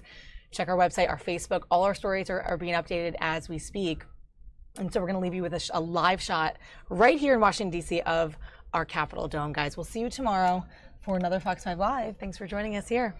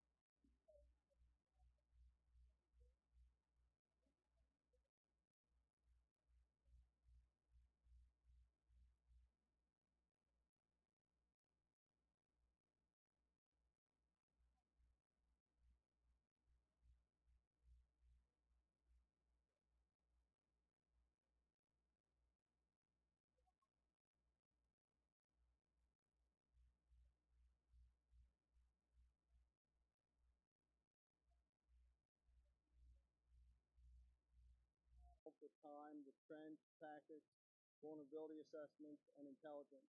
How much specifically, I couldn't really quantify it, but we have made modifications to the plan.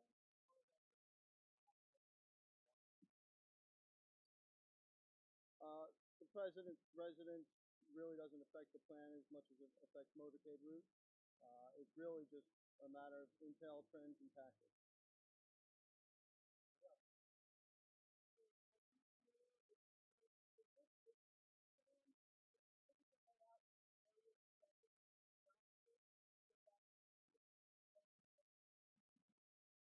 The term that we use in the NYPD is footprint. The basic footprint is the same as the SAC alluded to before. There are some changes associated with Trump Tower regarding the transit back and forth, but the basic footprint is the same.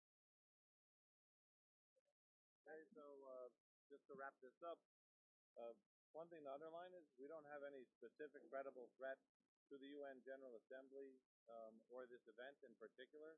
What we do have is a lot of world leaders coming into a very small area of Midtown Manhattan. That presence, as well as the impact it has, both require security and will affect traffic. So one of the basic messages that we want to get out today is, if you can avoid Midtown Manhattan, that's probably a good week to do it this week. If you can avoid bringing your car in to Midtown Manhattan, particularly the east side of Manhattan, this is a good week to do that. But because of all of these movements, of that number of motorcades and that much security, people are going to find themselves easily getting into traffic situations that it is not as easy to get out of. So if you have the chance to leave the car, use mass transit, or find another way, this is probably a good time to do that. One of the great challenges, and as Dave Bonji said, this is probably one of the most complex security undertakings we face every year because of the number of world leaders who come in, the number of high-threat countries involved, the number of movements that it takes to get them around, and the fact that you still have to run New York City around that. That said, we manage to do this every year, as Chief Morris said, based on basically the same footprint, the same plan and principle that ebbs and flows with the number of leaders that come in and the timing of those trips. But we also did it a couple of years ago, as you all recall, because you were all there, with the presence of not just the world leaders, the President of the United States, but also the Pope, and we still managed to run a city around it with the cooperation of New Yorkers and a lot of patience by New Yorkers. So this is a tried and true plan. People who live here are kind of used to it, but we did want to get the word out that the impact is especially going to be this week. So thank you for coming and thanks for sharing that information.